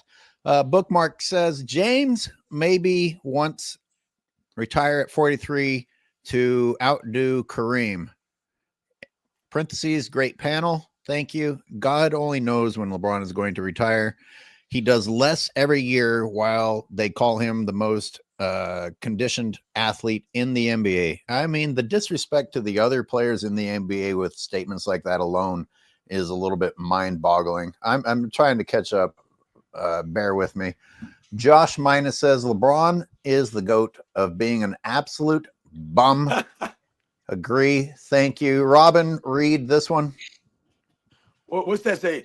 What the cinnamon toast fudge? Shout out to What the Cinnamon Toast Fudge for coming through. Father figures are important. Jordan's entire legacy was cultivated by trying to gain approval and acceptance from his father. Once again, shout out to What the Cinnamon Toast Fudge. Thank you very much to all you guys out there, man, that continue to support us. Jose, with no comment, just support, gave a $10 super chat. Thank you, Jose. Drama Therapy says, in all fairness to Braun, steroids can cause dehydration. Him and Bronny, they have that white mouth happening. Zay, read this one. From H Clip 53, loyal Clippers fan of 46 years. God damn it. Feel sorry for me, guys. Nothing surprises me with this club. My pain runs deep. God bless and keep bringing the truth. Robin, what did I say? What did I say the other day with the Cleveland Browns fans? At least they understand that they suck and that they're living in misery. LeBron fans are in delusion. Why don't you say, God damn it, LeBron? Why can't you be better? Nope. They're like, oh, he is good. It's everyone else's fault, no matter what he does wrong. Well, AOH, they're projecting those Disney fantasies. You know, in their mind, it's greatness. It's all these other things. But in reality, you know, we're like, okay, why are all these losses and all these blemishes overwhelming the quote unquote greatness? And see, that's the problem. They have their own little fantasy world that they just want to stay, you know, dwelling in. But then when we actually bring reality, we have to be called haters. That's their crutch word. You got to be in a serious non-reality world to think that the bubble chip makes up for 7 years of the Lakers being as pathetic as they've ever been. I don't know. And people, and then, but you got a Stephen A. Smith who comes on and says some shit like that might have been the toughest chip ever. Wait, he said that too? Stephen A. backed that? Yeah, no, he said that. He's the first one that I heard say it. Oh, wow. I did a whole video about it. That's years ago. I actually didn't know that Stephen A. Smith said that at the time. Oh, that was years ago. I had no idea. That was probably 2021 when LeBron was having an astonishingly miserable year. And everybody had to turn around and start talking about something else. Hey, let's look at how amazing 2020 was. Fuck. It was so amazing that nobody watched that finals. More people watched The Last Dance than they watched the finals that year. Yeah. What year was the in-season tourney? What year was that first year? It was the following year, I think. That was the most embarrassing display ratings ever. And 98 still has the highest. The celebration of the in-season tournament was maybe the most embarrassing thing I've ever seen a professional do. Watching them pop champagne with goggles and all this other bullshit after beating Tyrese Halliburton and the Pacers. Watching ESPN prop up Tyrese Halliburton as the next face of the league and the Pacers as this defensive juggernaut. Just, you know, seeing AD shouting and hooting and hollering after dunking on, I don't even know who their big man was at the time. It was embarrassing because as soon as they lost in the playoffs, LeBron was like, yeah, we won that thing or whatever. And it's just like, holy shit, like, where's the stenographer? Where's the person who keeps all the records of all this to bullshit? date, both of the in-season tournament champions have been first-round exits in the actual playoffs. So that tells you how meaningless it is. Yep. Right. It's embarrassing. And the whole point, though, or the part where LeBron James got exposed is when Giannis didn't pour champagne all over himself. He didn't go all crazy. They didn't celebrate that way, the Milwaukee Bucks. Giannis said, we're not going to celebrate that way. LeBron James, who was a seasoned veteran of the NBA, of competition, decided to celebrate as if it was 1999. This dude went nuts. He jumped through the window. And that's where he got exposed. Real Ball says, what do you folks think about the Nuggets? They got dumped on a lot this season, including by Robin. Can they beat? No, hold on. Don't you dare, AOH. You better check yourself with that nonsense, man. I ain't dump on the Nuggets. I dumped on you weird Nuggets fans that said he ain't had no help. Get it straight, AOH. Goof. Yes. Can they beat OKC? Only if the bench carries Jokic, right, Robin?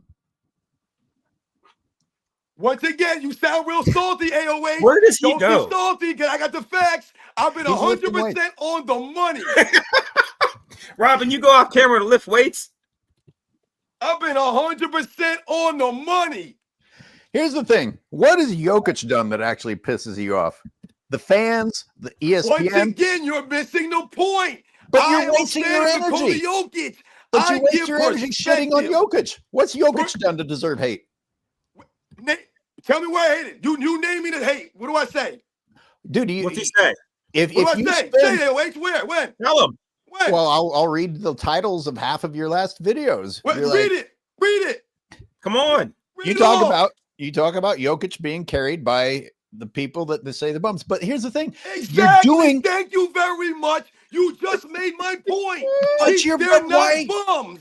They're not bums. Okay. Did Jokic call his teammates bums? I say Nikola Jokic fans. Nikola Jokic fans. Why would you not making any sense? Why would you spend time on that? Is what I'm saying. Why? That's a good question. So now you're dictating my content on my channel. Airways. This is what we're doing now, man. I thought we were cool, man. What are we doing right now?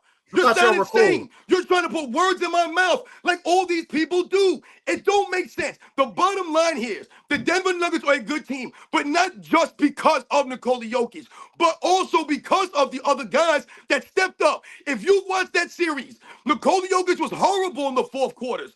His teammates stepped up. When he airballed that three-pointer in the last seconds, who tipped in the dunk and won the game for them? In the game one, if you watch the fourth quarter, who missed the 2 free throws with a minute left, with the team up by 1? Nikola Jokic did. Who grabbed all those offensive rebounds in the fourth quarter?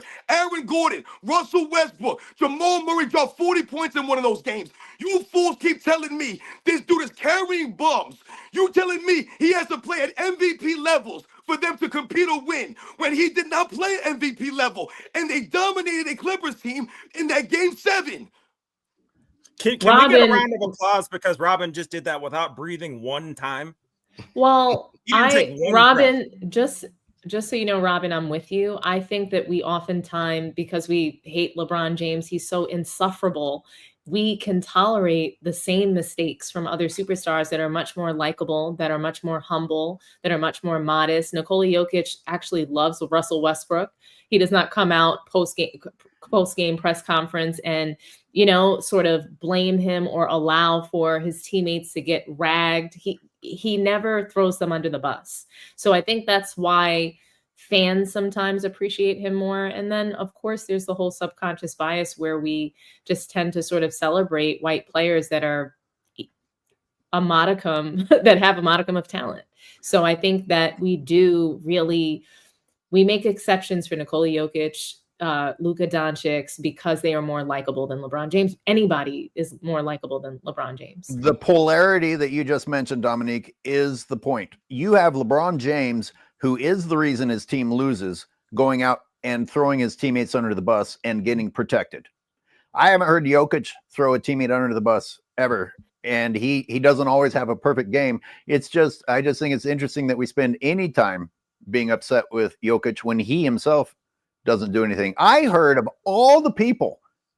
I said a 3-minute soliloquy, and you still missing the damn point. Right. So Robin's point is that YouTube content. So here's the point, and I'm gonna flesh out Robin's point just a little bit more because I understand him. The point is that YouTube content creators, we say one thing about LeBron James. Oh, we're celebrating his triple-double in a loss. LeBron James fans are delusional. We talk about the fans, and so Nikola Jokic fans should not be delusional as well and say things like he has no help when he has a team. You can't come out of a playoff series without your team. You can't do it by yourself. So LeBron James is known for saying he can do it by himself, et cetera, et cetera. And then, all he's saying is that we need to keep it consistent. But because, in my opinion, I hate LeBron James flat out. So these other players, it's natural, and I think it's organic for us to just make some more exceptions for them because their personality is different, because they're not, first of all, they don't come out and say things like I'm the GOAT. Kevin Durant never did that. That's why we give him a little bit more of, a reprieve. We give every player more of a reprieve because they don't do the things that LeBron James does. But we do need to be a little bit more consistent. We can't celebrate Nikola Jokic triple-double in a loss if we're saying it's not okay for LeBron. That's the point Robin's making, which I do get. So you're letting some fans dictate content which ends up sounding like shitting on Jokic. Gracious. But that's what we do. But that's what we do, though. I'm very disappointed in you right now, my friend. I don't understand what you're not getting about what I've said in my videos. I think you need to watch my Nikola Jokic videos and really listen. All right, we'll do an in-depth. Think about it, AOH, though. The fans do dictate our commentary, our content. You wouldn't be able to make all these videos that you make debunking LeBron's fans that come out with these crazy narratives. It's these fans that No, that's push not them true. and That's the not true. media. But it's All the I have to do media is and look the at fans. ESPN. All I have to do is look at ESPN. I don't look at the fans. ESPN gives me. That's the problem. ESPN. You call them out though. You will call out those delusional fans because it's a big part of it. You know, they're the one. It's like the Donald Trump thing. They're spreading hate and horrible narratives. They play a role. I'm not going to say it's everything, but they do play a role. And we have delusional Jokic fans as well, even just like the delusional Caitlin Clark fans. She's got the same turnover clip as LeBron James. The fans are delusional. The media is delusional too. And so that's, you know, we're seeing that. I'm going to back AOH real quick in saying that all you do have to do is tune in to ESPN because the fans have kind of infiltrated there to begin with. It's just that ESPN this ain't got nothing to do with the a, fans, man. Y'all need to stop and shut up with the damn fans. I was just going to ask if Robin had his y'all lost here, man. Life alert. Y'all lost. I was just asking Robin if he had Michael Jordan's game. Hey, I'll turn it up, man. It's a pipe dream. It's also, I think it's just us. I think us as YouTube content creators, we talk about telling the truth. We talk about, you know, keeping the same energy, being consistent, and we should be across the board, but it's hard. We're all still people and humans. I'm about to text Robin, make sure he's not snapping. Just Messenger says 4 big and you guys have to stop attacking him. I love Robin, just so you know. Robin is the GOAT. Robin is the GOAT. Stop attacking him. Steam Engine, stop attacking. Yes, he is. You're always, I saw a picture of him without his shirt on. He's just fine. He'll be fine. He's strong. He can take it. Robin the Rampage Jackson the door, man. What's going on, man? There he goes. See, he's laughing. He's you not guys that You guys need to listen to him. Robin is a historian. He knows his game. You guys need to listen to him. I've read 2 super chats in an attempt to move on, and they all words won't. in my mouth. I don't want to be misrepresented, and I don't want to be misquoted, man. So that's all this is about. This ain't got nothing to do with the fans. Let's move on amicably. I did. I read 2 super chats that you all ignored and went right back to the topic we're supposed to move on from. Blade Raiders says Luka Duncan Hines with La Geriatric equals losing. More. Luka's going to have so many nicknames. Hey, the comments. Y'all on fire with these bars, man. Keep them coming. Okay. Who's got to read this one? Keep up the good work! ! Will Jeannie Buss in the front office of the Lakers finally grow a pair and let LeBron go in order to plan for the future? No. I hope so. They can't even if they want to. I would say this. The fact that they got Luka, and I mean, he's essentially a younger LeBron James. He's just much more efficient, you know, because they love to use that term. I would say yes to a certain extent. I think they're trying to show LeBron in an indirect way, hey, we're planning for the future. So, you know, you can just go ahead and remove yourself. But if you want to keep hanging around and overstaying your welcome, well, we may have to get a little bit more direct, you know, with our plans. So that's But it's a no trade clause. What does more direct look like? If the Lakers are smart, he has a player option. They will advise him, hey, LaForty James, thank you for your services. You beat the record. You gave us a bubble title. You gave us an in-season tournament. That's all we need from you, brother. That's all we need from you. Thank you. Good luck on your future endeavors. Because how do you do that with a no trade clause? He has a player option, so he can opt in and opt out, I believe, right? I can't imagine why he would opt out, though. If he wants to go back to Cleveland, you know, go somewhere else. The Lakers want their franchise back. This man is he's about to get paid $52 million this year. What can you get on the market right now with $52 million that can help your team? Actually help them. You know what I mean? That's the important. You have to package Bronny with him at that because there's no way those two split up. So it's the 52 mil plus the $8 mil guaranteed from Bronny James because $60 million. Yeah, right. So, I mean, there's no chance that those two separate. He'd have to. LA would be crazy to maintain him at this level. They've already proven that they are crazy. Yeah, if you're listening to his post game, he's talking about, we don't know what we're going to do with the roster yet. He's already implying that he wants his input on the roster. He's about to be 41 years old, and you want this team built around LeBron James? That's not the recipe. I don't know. Ask Kenny Smith. Oh, another hair tattoo artist. Hey, can somebody super chat Robin a hug or a high five from me or something? I'm good, Speen. Don't worry about me, man. I'm living a dream right now. I got the facts. I got the facts on my side, baby. I've been 100% on the money since day one. You So guys easy better to get stop him, bothering Robin. Mike Lowry Day says one. Mike Lowry says Westbrook has more heart than anyone in the NBA. Yeah, Truth. I mean, he Agreed. might. He has more dresses and more bricks. That's what he says. Well, Josh- yeah, he does that too. Josh Minus is back. Zay, read Josh Minus. I thought it couldn't get worse as a Lakers fan when I had to watch Nick Young, Jordan Hill, Kendall Marshall, Ryan Kelly, and that absolute bum Robert Scare commit basketball terrorism. I was wrong. I take that over this garbage. Man. Yeah, but during those dark years in LA, I don't remember records for failure being set the way that they're being set with LeBron's presence. Yep. Oh man. Sorry, I don't remember Kobe Bryant trying to be Olympic MVP. Well, no. Hey, sports At the end, I remember him playing defense and trying to mentor the guys and really being the elder statesman. LeBron is a disgrace. Is it not a coincidence that they had the MVP in 2004 when Argentina won and Manu was awarded the MVP? But mysteriously, 2008, Kobe Bryant has to lead the team back to success and back to dominance. There's no MVP. Oh, yeah. Mysteriously. Fred B. Jam says, y'all need to go to the LeBron School of Appreciation. Then you'll be taught to love LeBarbie. LeBarbie wants his damn respect. I wonder if that's a course at the Promise School.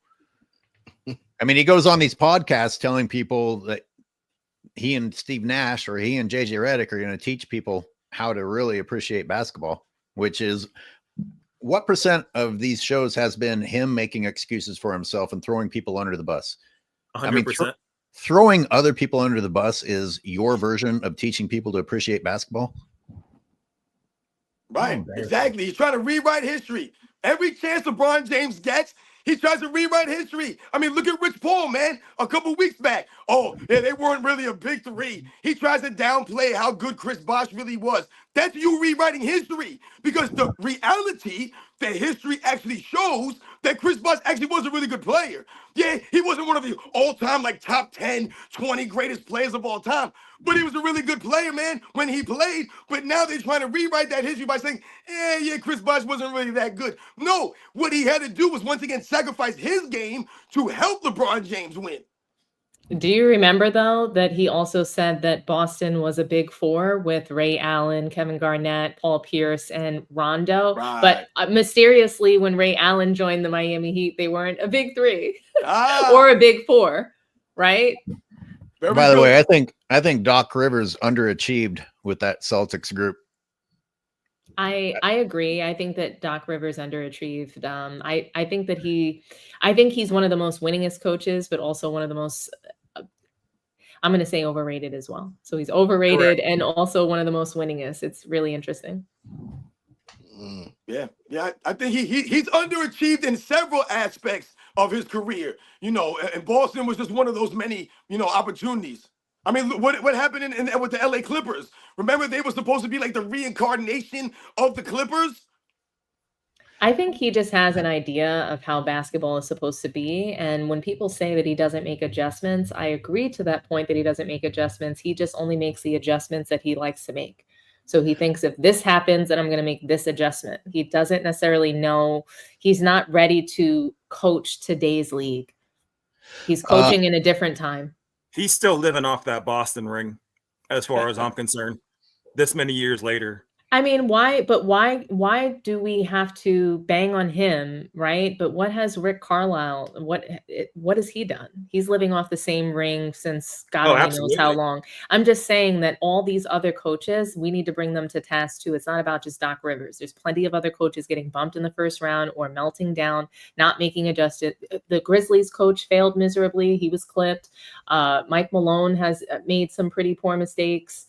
There's a lot of guys that we should be talking about in the same vein, but for some reason we target Doc Rivers so much. And I'm not saying it's because he's black. It's just I think he is a target. It's probably his hairline, the spray paint. It's just. But are those guys that you just mentioned being given coveted opportunities? I think that Rick Carlisle has had really good opportunities. I think that the guy who else has had a pretty good team. What's that other team that I want to think of? Someone say Steve Kerr. Even when you take a look at Minnesota, Chris Finch has been outcoached loads of times. Even Steve Kerr, he is a championship winning coach who is extremely overrated. I'm not saying he's a bad coach, but he's overrated. His substitution patterns are awful. Thibodeau, he should be blasted. I mean, they're making a lot of poor decisions, a lot of these coaches, but we love to focus on Doc Rivers because of his history, because of the meltdowns in the playoffs, which I get, but a lot of these other coaches aren't even making it to the playoffs with some really good teams. I mean, take a look at Giannis and that team. Like they shouldn't have been bumped in the first round. Speam, you want to read the one on the screen? Shout out to JSRL Podge. Oh, man. Sorry. This is starting to catch up with me. Much as I dislike LeBron, Jeannie, his presumed boss, is responsible. She could fine dude for all action / media that threatens franchise credibility. Absolutely. She does nothing as far as we know. I mean, she does his bidding. I mean, who's the boss? That's the weird question we always ask ourselves. Is LeBron James, in fact, running the Lakers, which sounds insane. And I agree. It sounds insane. And yet it looks like it. So I don't know where he must have something. I think he has something on the Lakers. There was a moment of contention between Jeannie Buss and LeBron James in Clutch Sports. There was a huge moment of contention between them. When she came out, she was saying like, "Oh, I wish Kobe were here. He would understand everything."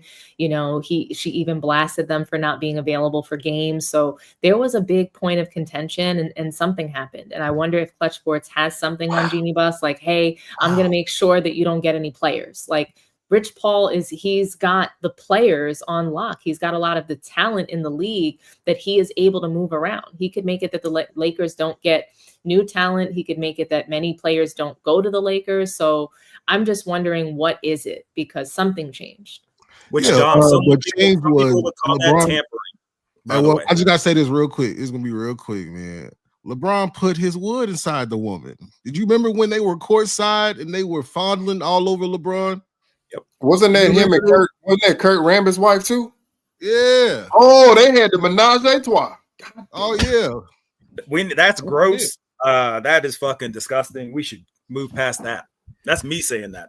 Yeah, we don't know what they did in the bedroom, but I tell you what, not many people will get away with that sort of public display of affection when the people are in relationships. La herpes strikes with your again. You guys are welcome. Anyway, Justin Messenger says, easy to beat LBJ. Ask him what's on page 2. That's good. Fun. It's good. Badanana says, Paul beat Nate Robinson. Nate Robinson beat LeBron. Yep. Like it. Top Dog says, Steph Curry is closer to Jordan than LeBron ever was.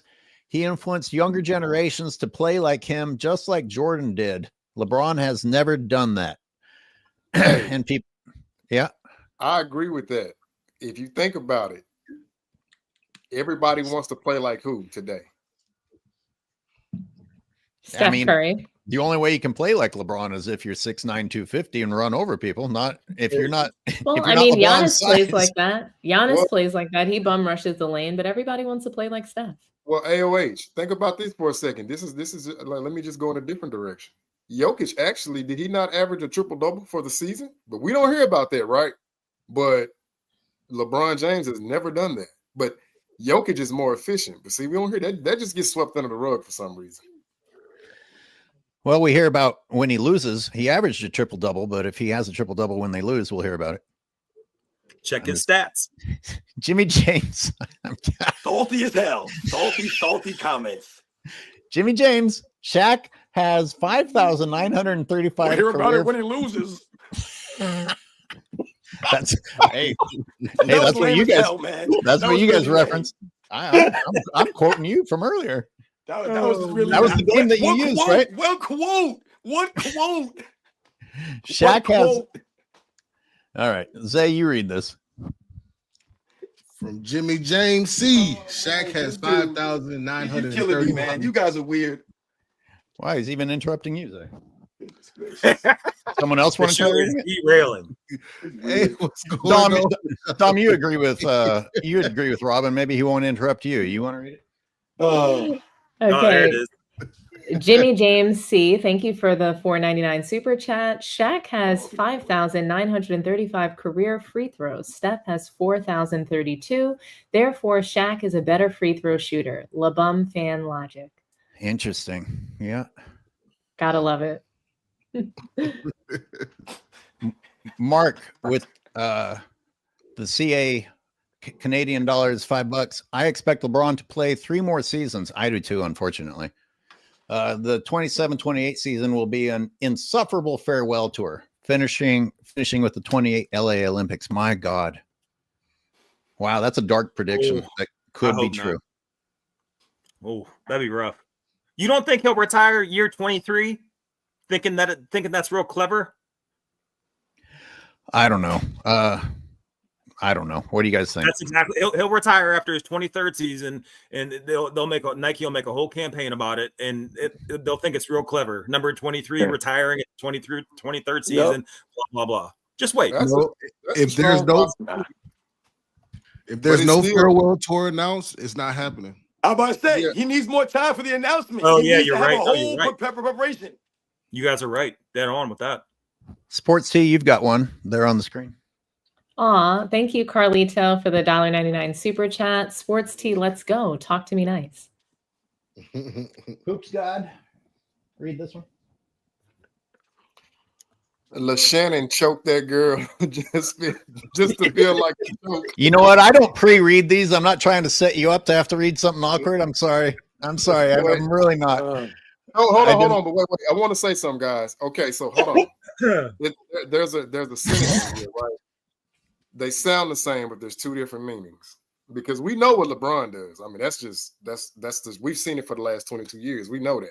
But with Shannon, with all due respect to him, I believe that was consensual. I mean, because listen, when he gets on the basketball rants, I tune him out. But a situation like this, I really believe this is a shakedown with Shannon. But I have to hold him accountable simply because Shannon Sharp, you are supposed to be that sage, wise elder giving the game to the youngsters. And you're out here getting caught up like one of them. So, yeah, I just wanted to interject with that right there. But that was still funny. Hey, shakedown or no shakedown, I just don't think you stay on TV getting to talk to the world after you were exposed talking about choking people and dog chaining them. Absolutely not. Yeah, the optics are just awful. Yeah. Real quick, to play devil's advocate, Joy Taylor is still on TV every day, A. And B, Shannon Sharp had his whole little marketing push when that dick pill thing came out, was supposedly fake and all that stuff. You know exactly what I'm talking about. That's how he got famous. The nightclub thing came out on purpose. Yeah, the nightclub. That's why he's relevant now. That and the Cat Williams interview. Otherwise, nobody's checking for Shannon Sharp because he doesn't know what he's talking about. That's why he's not on TV now, because all that Lakers and 5 bullshit. If he's not marketable, he's gone. Just like Kendrick Perkins should be. These guys keep these jobs based on talks from years ago. And it's ridiculous. It's just going to continue. Sorry, I needed to get that out real quick. Robin, read "Praise the Dawn" on the screen. Shout out to Praise the Dawn, man, a true supporter of our live streams. Woosah Sports and Fitness Rants. Much love for the panel. Keep cooking. This one's for you, Zay. Y'all Sabad. Oh my God, what a panel. 93 Zay, I loved your live feed. LeBron is a bum. Let's go. Appreciate to all 1,200 of y'all who tapped in, man. We was in there deep. Yes, real indeed. deep. Dallas wants to know if we're going to take calls. Let me blast through some super chats and we'll take calls. Panel, what did we not get to that is a necessity? Well, think about it. You don't have to answer now. Think about it before we take calls. Is there something we didn't address that is a necessity? I think whether or not LeBron is going to be leaving the Lakers, I think is something that's been trending. Yeah. I can't. And Darvin Ham league-wide apologies. Savage Shun says, respect to Robin for stopping the narrative, stopping the lies, stopping the narrative. Jolly Josham says, this one is SNF on his Nuggets. Huh? I don't know. Read it, Robin. Oh, Lord. Jolly Joshams. This one is sports and fitness rants on his Nuggets take. Love all you guys, but he is right about the Nuggets. I think people get lost in the fact of how inconsistent scoring is in the league, relying on the three, and just assume the Nuggets are bad. Yo, much respect to all you guys. Yo, once again, man, no disrespect to anyone out there. All the people out there don't agree with me all the time. You're not going to agree with everything that I say, but that doesn't mean that I'm wrong, man. And once again, people don't misrepresent what I'm saying or put words in my mouth, man. I got the facts. I've done the money. Nikola Jokic is great. I never once said he was not. I never once said the Nuggets are better without him. I never once said they're going to win a championship without Nikola Jokic. None of this stuff, man. All I've been saying is, one, Nikola Jokic historically is not as great as people are trying to make him out to be, because this era's weak and we all know it. And two, his teammates are not bums. That's all I'm saying. No, they're not great, all-time greats. They're not bums, though, man. He ain't carrying bums. Them dudes stepped up big, and everyone owes me a damn apology, man. And on that damn note, I'm up out of here. I gotta go, man, before I pass myself out up in here. But you know I got the facts, so I don't want to hear enough from anybody who got a problem with my damn channel or what the hell I'm doing. I'm on the money. Sports and fitness rants. I'm out. Breathe, brother. Breathe. My goodness. I don't even know what just happened. Hey, sports and fitness rants. Hey, that's common Somebody practice. Be clipping this. Fitness, like he does that on the regular. I love Robin. Robin turned up today. He is turned. I don't think he heard me. He accused me of not hearing him. I don't think he heard me. You guys did that on purpose. Well, a lot of people want to talk about Jokic and the Nuggets, and Robin does do a lot of videos about Jokic and the Nuggets. And my thing is, what did Jokic do? I think we're hearing. He turned the ball over. I can tell you what Jokic did. So he turns the ball over at a high clip. He also can't run, jump, or dunk the ball. Right. But take the gameplay out. I think, as you said earlier, it's the way that LeBron behaves and the way that Jokic behaves that makes people say, well, geez, if LeBron year after year gets ESPN saying, get him some help, and Nuggets aren't doing that, and Jokic isn't complaining, saying, hey, bring it to me. But ESPN does the same thing for Jokic. So we do have to call it out. That's the problem, is it's the same thing. So ESPN does the same thing, saying Jokic needs help, but they also do the same thing for LeBron. And some analysts actually will say, well, how much more help does LeBron need? But nobody does that for Nikola Jokic. We do need to keep some level of consistency. That's the point. That's the criticism. And it's not a Jokic criticism. I've said it multiple times. I think he's very humble. I think he's a great leader of his team. His team loves him. Clearly, they're willing to fight for him. They're willing to defend for him.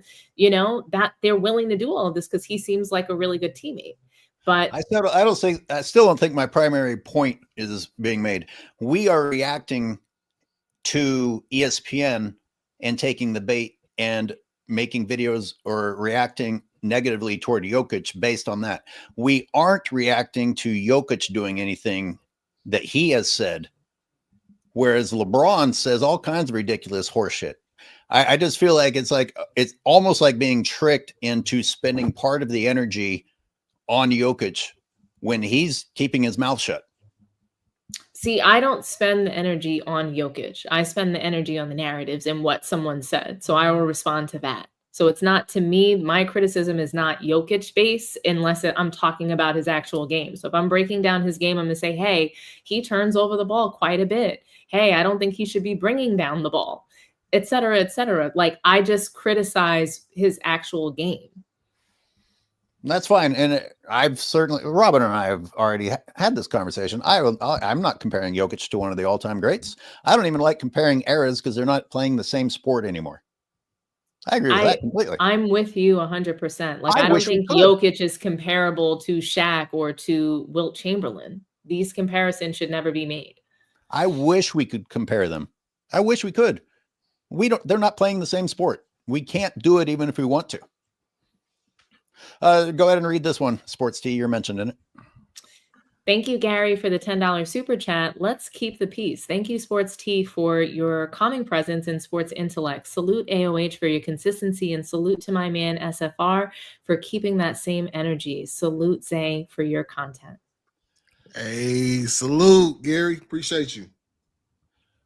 Mike Lowry, when in the history of the NBA have we started glazing a 290 paid big man that passes a lot, can shoot a little bit, no defense, cries to the refs, and can't jump over a Yellow Pages book? Who are we talking about? 290? My guess is that's Nikola Jokic, so he can't run or jump or dunk the ball. Yeah, they said he can't jump over a piece of paper. But somehow he's been able to dominate. So yeah, you shouldn't average a triple double if all those physical problems are real. That's an indictment of the NBA. For sure. Gemini Girl says Kevin Gates was trolling Savannah's sperm donor at that game. Jesus Christ. You guys are vicious. Begging him to pull up. You walk over, but you're going to be limping back. Maybe that's why he was limping. Hey, where'd Robin go? I don't know. Oh, he crashed out? Yeah, that's a bummer. Where's Hoops God? He said he had to go. I'm gonna talk. I'm gonna text Robin a bunch of shit. I'm gonna talk. Are we taking callers? Yeah. All right, let's take callers. Hey, Zay, read these last comments for me, please. All right, from Yale K. That courtside show with Bus was a distraction from the more allegations coming out about him using steroids. I don't know about that, but the allegations are coming. They're coming. All right, keep going. Doctor with the fan, 93Z. You're gonna make a merch t-shirt showing you wearing a white coat and says you're sick. Knock it off. I'm Dr. Zay. Welcome to the asylum. Dr. Zay, y'all. Top dog with the 5. How was Braun the GOAT when Curry was more influential than him and has as many rings as him and was part of a dynasty and stayed with the same team since 2009? What y'all think? People don't talk about the ankle injuries that Steph Curry overcame to get to where he is now. He should have limped to the podium with a cast on. Oh, he should have. He seriously should have. Like, because what did they list him at? What, 6'3", right? And he's not my GOAT, don't get me wrong, but he should be the face of this era just based on just skill, shot, like athleticism, shot making ability. The fact that when he needed to gain weight, put on muscle, he did. The fact that he can shoot from anywhere in the gym, he can get to the paint. His handle is next to almost. I mean, maybe Kyrie has better handle right now, but other than that, it's like he's offensively this unstoppable machine at a very under average size for an NBA player. He's not talked about enough. It's kind of scary. I'm putting the call-in link up. Robin, if you're listening, sorry to see you go.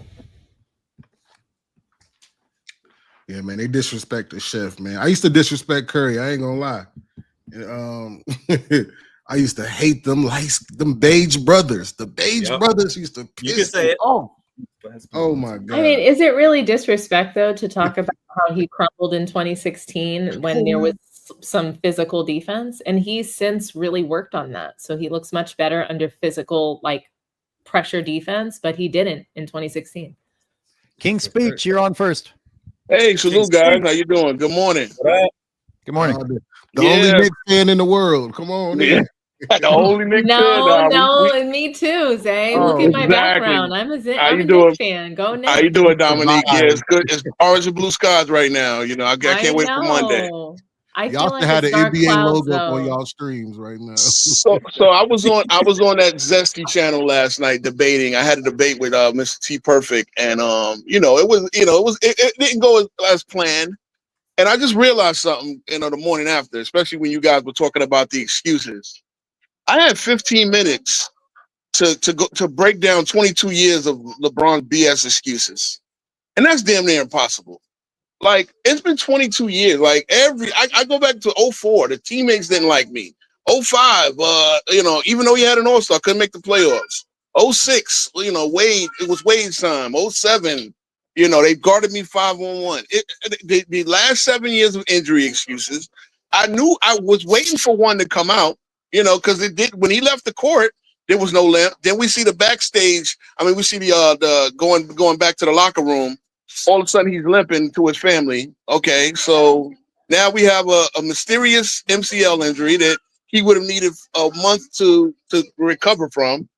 And it's also Luka's fault. And and I also said that he didn't pick JJ Redick as coach. Like, there's no proof that he got JJ Redick the coaching job. So now that JJ Redick coached such a horrible series where, again, they scored 85 points in the fourth quarters of 5 games. That's 85 points in 60 minutes of the most important part of a basketball game. And LeBron James, they also said he should have been Clutch Player of the Year. Right. I mean, 85 points in 60 minutes. They also said that LeBron was staying. They said that LeBron was staying out of the coaching thing entirely, and then he texted the college coach saying, "Hey, I approve of you coming over." Well, that's not staying out of it, is it? LeBron is the king of throwing stones and hiding his hands. Like, because if it works out, he's a genius. JJ Riley, right? JJ the Knicks Pat Riley. But when it doesn't, now it's everybody else's fault. It's Luka. If I'm Luka, I can go anywhere I want at this point. What's a few dollars for my sanity and my legacy? Do I want to stay in this? LA will have no picks. They will have no money to spend. They, Jeannie Buss will still believe whatever LeBron. We really believe that LeBron was great. He had one good game where he scored no points he didn't record a stat in the last 5 minutes, right? So that 38-point game, and then he was mediocre the last 2 games, and then we blame it on a knee injury because he crumpled to the floor.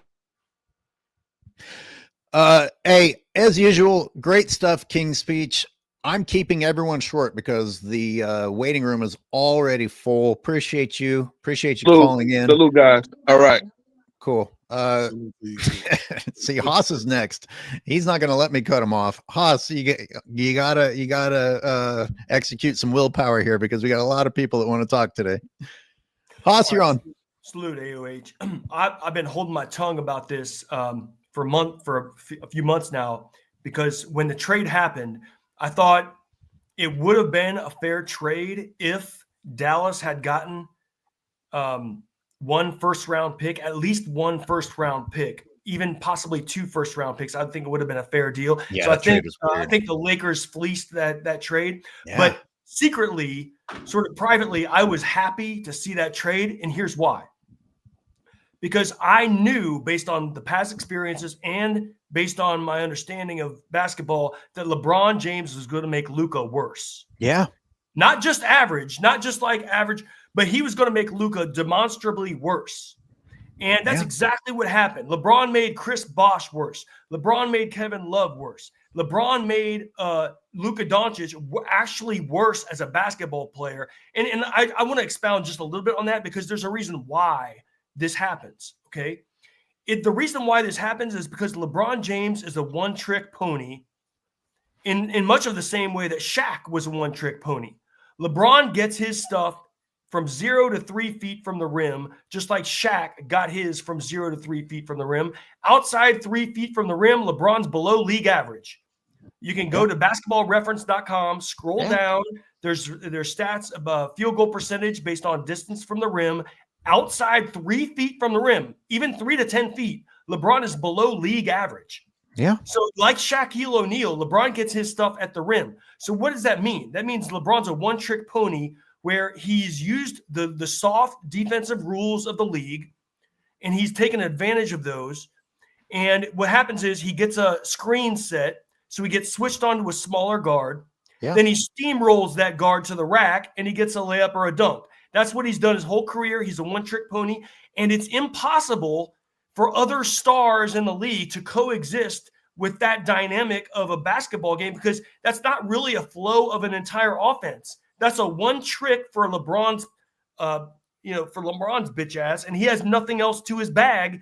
Amen. So the other star is limited to being a spot-up shooter in most cases. That's why the players that LeBron makes better, in his entire career, they're the Mike Millers. They're the J.R. Smiths. They're these guys that are just spot-up three-point shooters. He might make them a little bit better because when he drives into the lane and steamrolls guys in the lane, yes, sometimes there's a collapse and he can kick it out to a three-point shooter. So the spot-up three-point shooters might get a little bit better, but everyone else, including the stars, get worse or stay the same or get demonstrably worse. And that's what happened his entire career. And that's got to be documented historically so that he gets knocked. His legacy gets knocked for that. Amen. We're going to work on that. We're trying to document it. And Robin, I wish you were here because I was going to shit on Kenny the Jet. Kenny the Jet on Inside the NBA said that what really needs to happen is to put LeBron on in the three position and put him up on a smaller three because that's his superpower. In other words, the only thing LeBron has is size on a smaller player, and the entire rest of the team has to accommodate for that. You can't play people at the position that you actually want to because LeBron's so bad at everything. Now you're going to put him guarding a three because the only thing he has is size, and that only works part of the time. Kenny, the Jet, you're crap. The rest of the panel, would you like to respond to Haas? He had good stuff. I just want to ask, did he say that, what up, Haas? I didn't get a chance to say what's up to you. Did he say that Shaq was a one-trick pony, or did I mishear that? I thought he said LeBron was. Oh, Haas, okay. Go ahead, Haas. Well, it is true that, Shaq's one trick was really dominant, but you could say Shaq was a one-trick pony. It's just that his trick was really damn good. So my only response to that, so I agree to an extent. However, when he was put in a position where he had to learn footwork, where he had to have a soft touch at the rim, even his free throw shooting, as abysmal as it was for a while there, it did go up. So he at least made some adjustments to his game that made him further dominant. You and I have both been alive long enough to say that we saw those 2000s Lakers, and there was no answer for Shaq before he learned any kind of technical skill. But then when he had to, it was just like, there's nothing you can do with this man. Let's call it a primary trick. And there's nothing wrong with it because he was obviously physically dominant. I would say that it's his primary trick, but Shaq is a very agile big man. And he could also handle the ball. When people forget what he looked like in 92 and like when he was on the Orlando Magic team, he was very mobile. He was very quick. He could handle the ball. He was shattering the backboard. So yes, he was dominant. But the reason why I hate this LeBron and Shaq comparison is because Shaq was not masquerading as a guard. Yeah. We have to stop this. We have to stop comparing LeBron James to people who are not analogous. He is masquerading as a guard. That's the problem when he's really a power forward. He needs to be compared to guys like a David Robinson, a Giannis, Tim Duncan, Kevin Garnett. Those are the guys he's comparable to, and they're all better than him because they actually played their true position and they played it well. Shaq also played his position as center. That's not analogous to LeBron James, though. Good stuff, Dominique. I'm bringing in Top Dog, and we're going to go fast, everybody. Got people waiting. Top Dog, what's primarily on your mind? I'm just saying I don't understand how LeBron is this GOAT. Like, he's not even a GOAT of his own era. Like, I just put out that super chat, talking about that. It's like, how can you compare him to, like, Jordan and Bird and all these guys when he's not even a GOAT of his own era, in my opinion? I mean, you just think of it. Like, Curry has won as many rings as him, has beat him in the finals, like, 3 times, was part of a dynasty that was organic. Yes, they had Kevin Durant, but Kevin Durant came to them. They didn't go to Kevin Durant. LeBron James, his whole career has been going nothing but has been joining super teams. He had to go to Wade. He had to go to, join with Bosh. He had to go back to Cleveland. He had to go join Kyrie. Then he had to get Anthony Davis. Like, how can people compare this guy to Jordan? When Jordan beat his competition, Jordan was part of a dynasty. It was organic. The only top 75 player that Jordan had was Pippen. You compare that to LeBron, like, this dude has had multiple 75 top players. You can literally make a team. You can make a team with LeBron, Kyrie, Luka, Anthony Davis, Wade, and Bosh. That's literally a whole team. Like, so I don't understand this narrative that he's a GOAT. Like, Top Dog, you're on it. The narrative is just what we're being fed to by the media. It doesn't exist otherwise. It doesn't. I mean, so you're on it. I mean, it doesn't exist without the media. Sports Facts says Steph is definitely the face of this era. He is a very skilled athlete who makes the game easier for his teammates by his gravity, his winning. Oh, God damn it. All right, Timmy, something about 75 player. You can't have typos when I'm reading small print or I'm going to struggle. Right, I promise you we could read, y'all. It's just some of y'all shit be out of hand. Hey, in the age of autocorrect, I type things correctly, and this shit's gotten so dumb that it intentionally makes me type incorrectly. So I'm not going to shit on everyone too much for their typing in these days. Dallas, I'm going to bring. I think he's saying the unanimous MVP. Huh? Yeah.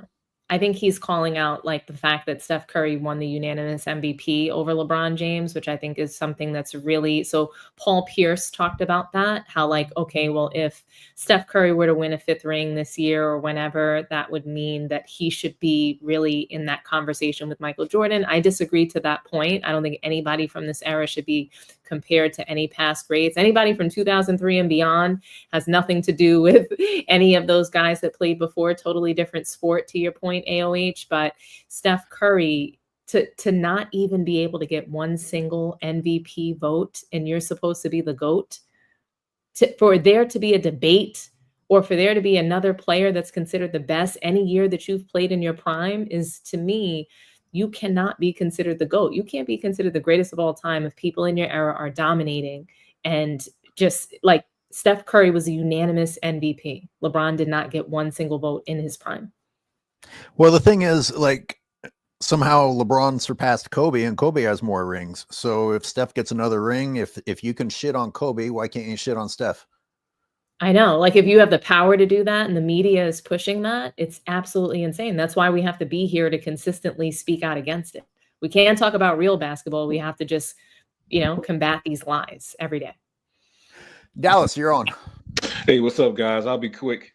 I'm not gonna even talk about LeBron today. I just want to touch on a couple of different things that I see.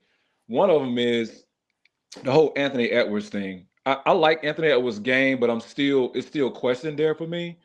And I don't understand why he's being lifted up to this face. And you got what Donovan Mitchell did this year, what Tatum has done the last 4 or 5 years. Like, why? I just don't understand why we don't give him the same credit, even if you don't like the way his game looked. That's one.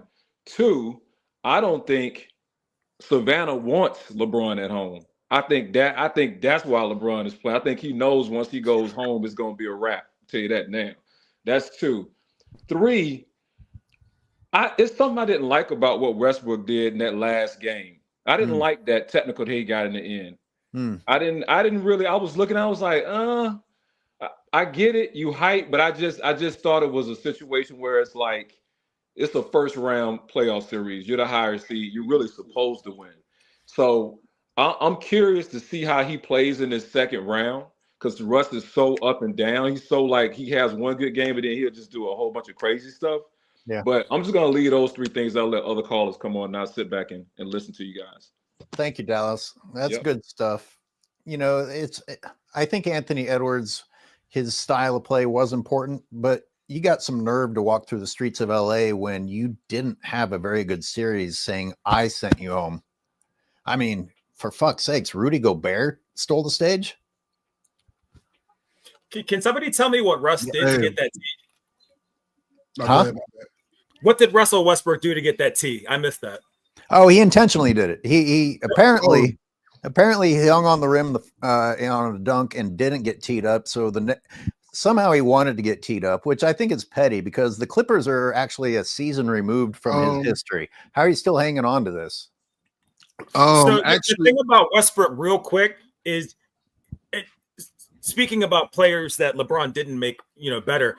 He was the ultimate, easy win for LeBron because if you win with Westbrook, it's because you made him great. If you lost with Westbrook, it's because it's just Westbrook being Westbrook. And that man, and AOH, I've watched multiple videos that you've done about this. That man was drugged through the mud, like the Los Angeles mud, for days and days and months and months and months when he was the most consistent player on that team. He played more than anybody. And his wife had to defend him. And, all these guys are going at his throat. And as far as I'm concerned, because I think he plays with more heart than anybody in the league right now. I think one of you guys said that earlier. I'm okay with him doing whatever he wants, quite frankly, because he's taken hits that he just did not deserve throughout his career. I'm going to say this. No more Anthony Edwards slander. Anthony Edwards is the legend killer. He has eliminated the old heads. He's getting the old heads out of here. You know what I mean? Anthony Edwards had to deal with the officiating of this series where in game 3, he shot 0 free throws. That is an abomination to the sport of basketball. Wait, say that again. Say that again. He shot 0 free throws. When? Game 3, I believe. Game 3 or 4. Yeah, that's pretty crazy. 0. It's unbelievable. I mean, at the end of the day, somebody has to get Rudy Gobert the ball. He can't dribble the ball. Who was getting him the ball? Anthony Edwards, right? Anthony Edwards, they were trying to build a wall at the perimeter to keep Anthony Edwards out of the paint. And what he was doing, getting into Rudy Gobert. That's what he's supposed to do. The same thing that we would credit Jokic for, the same thing that we would credit Luka Doncic for is the same thing that Anthony Edwards was doing. He didn't have a great shooting night personally, and there were a couple of nights he was off shooting-wise, but he was still able to find his teammates. He was still able to have an impact on the game and meaningful impact on the game. He was able to be in control of the game and work through his teammates. Yeah, except that Gobert wasn't really getting fed as much as he was cleaning up missed 3-pointers.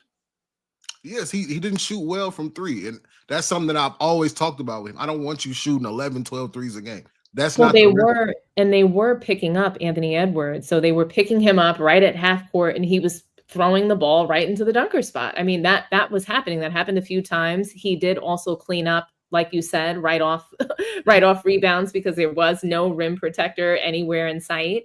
So the Lakers had no interior play and he was able to dominate. But to that point, that was every single game they had no interior play. You know what I mean? And a different person on the Timberwolves cooked their asses every single game. To your point, Zay, it was belt to ass every single game by different people.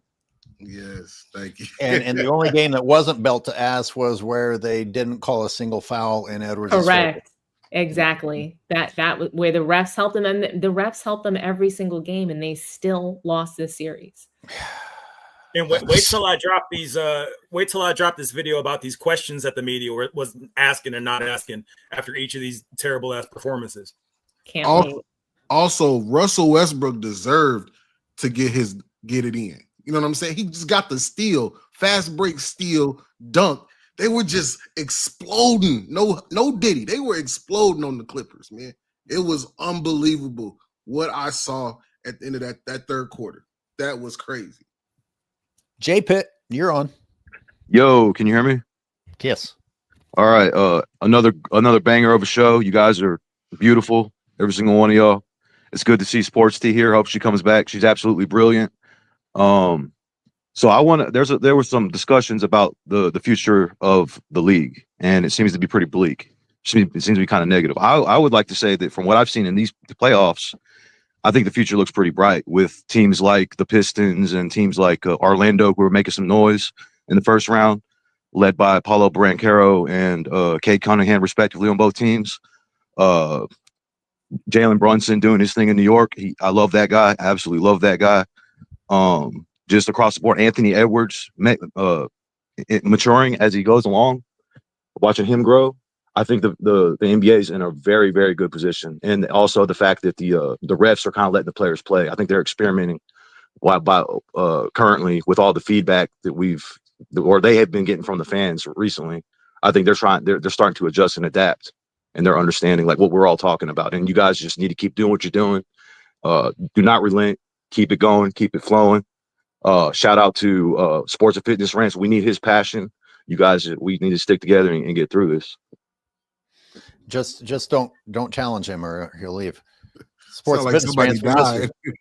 we missed you, buddy. Jay Pitt, that was good. Thank you. You know what? He might have a point. I'm pretty down on the NBA. Okay. Huh? I'm pretty down on the NBA, but we might be looking at some good playoffs. And now we can sit back and watch the playoffs and see if we should have hope for the NBA. Yes, because I will be live for Game 7 tonight, y'all. Oh shit, that's right. Oh boy, Game 7. Hey Dom, I never recovered from 2016. By the way, never did. It's hard. It's still hard for me to get very excited for the Warriors. As many things as went wrong for the Warriors with the injuries and the refs, they still make a goddamn shot. I know. That 2016 loss, it was just so gut-wrenching, and it gave LeBron this. It kept LeBron alive. Imagine if he'd lost that one too. We might not all only not did be it keep him alive together. Somehow it sent him to the best ever. Somehow that made him say, that just made me the greatest right there. Oh man. 93 Zay went to the parade, y'all. I was at the parade. You were there? I was there. Yes. 11 hours. Drove 11 hours. Oh, I was deep in the fanboy days. Oh man, we have to do something together, 93 Zay. You are hilarious. Oh yeah, for sure. We definitely gonna have to. That's what the streets want. The streets want it. They're asking. Zay, what does Robert say? I can't see the emoji. Robert, he said the year is 2049. Still no space program for the Rockets, and the Clippers are still doing Clipper activities. Yeah, RP the Rockets, man. I don't know. We're gonna see. We are gonna see. Clippers turn to the strippers. Daniel Parker, you're on. Hey guys, awesome. Y'all hear me? Yes. Great. I had one comment because guys, when y'all were talking about the biggest flops of LeBron, I had one that came to mind, and I was like, I don't know if they know about this one. So he goes down on this play, and there's either a contact foul or like a skirmish that happens off to the other side, and nobody looks at LeBron. So when they pan back, there's an open court view. LeBron looks around, sees no one's paying attention to me, gets up, walks over to where the spot of the foul was, collapses again, and has to get resuscitated there. He moved himself to the attention. You got to get me some details on that. I got. That's that Chris Paul foul. That's that flagrant they tried to give to Chris Paul when LeBron went over his back. And on the free throw? Yeah. No. This is two other players got into it. Speed. Yikes. This is an older one, but they two other players got into it. Basically, he went down on the play, but then he was like around. He was in the paint, but this happened out about the 3 line, and so he gets up, finds the courage, and then stumbles and collapses again where the cameras are focused. So he's noticed them. I will find you the video. I will send it to you. Good. That's crazy. But it is very hard to look up though because there's so many examples of flopping. Yeah. All right, I'll watch for that. So, all right, appreciate it, AOH. Thank you, Daniel. Wow. Anyone else see that? Or they hide that? No, I thought he was talking about the Chris Paul one because he did fall. He fell into where the other injury was taking place. Yeah, but he didn't get up and walk to a new place for a better camera angle or whatever. It just sounds like we're describing a trash human being at this point. You know what I mean? Not even basketball anymore. It's just a terrible person. Sounds like we're describing a comedy. Roger Hurt says Ant-Man is the geriatric killer. When MCL sprain retires, the NBA will emerge from the dark ages and be great again. If not, there's always pickleball. We're going to have to move to pickleball because LeBron's going to retire and it's going to get worse, guys. It's going to get worse. You can see from that Starting Five documentary, he completely set up the other players in that documentary and just everybody in the NBA that there's not going to be another face of the league. Only he can do it. Nobody wants it. I did not get very far into that, but I believe you. I've seen sound clips and it's a hard watch. I got a question. Do y'all think there will be a headline about any other player during LeBron's farewell season? Oh, geez. Will there be any other stories in the NBA but his farewell season? Bronny, Bryce. Maybe Rich Paul will be on the team at that point. Yeah, Go ahead. I think there's going to be people that are going to be looking to expose LeBron. So he's going to be battling a couple of things. On his way out, there's going to be probably some Labalco stories dropping, right? I think there's going to be some things that are going to come out and he's going to have to work overtime in the La Media. So I do think that there's going to be some other bombshells during his farewell tour. To your theme, Zay, for this postseason, how much are we still going to hear about LeBron instead of the guys that are on the screen in front of us? Roger Hurt. Wait, you said what? My bad. I was trying to type and read this comment. What'd you say? That's all right. Top Dog says, my OKC Thunder about to win the chip 9 years after KD choked the series for us and couldn't be happier. Listen, the Warriors pissed me off so bad that I would have rather seen OKC make it to the finals that year, but not if they were going to choke against the Cavs the way they choked against the Warriors. Although Steph Curry was pretty magical at the end of those games. He pulled off some miracle shit. Nick Tri-State, you're on. How y'all doing? Good afternoon. What's happening, y'all? What's happening? Hey, y'all see my comment? What about when LeBron, quote unquote, broke his hand in the 2018 finals from punching the whiteboard? How about that one? How about that excuse? We talked about that early on. Oh, man. Him picking shit up, unbuttoning his jacket, slamming his hand down. Excuses. I have one quick question for y'all. What player left in the playoffs benefits the most from winning a championship this year? Like whose legacies, you know what I mean? Yeah. Well, if what people on the panel have said is true, if it would actually help Steph Curry officially take these decades away from LeBron, then Steph. If in fact they really want Ant Edwards to be the next face, then Ant Edwards. Well, you mentioned other people mentioned Donovan Mitchell should be getting more love than he is. He's getting no love at all, and I don't know why.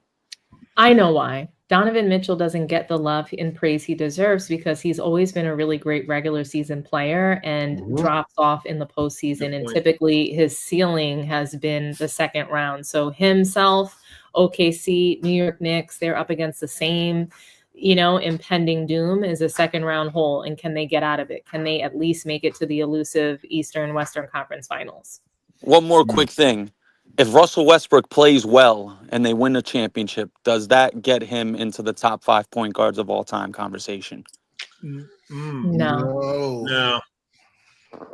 because he wouldn't be a first or I don't even think a second or a third option on this Nuggets team.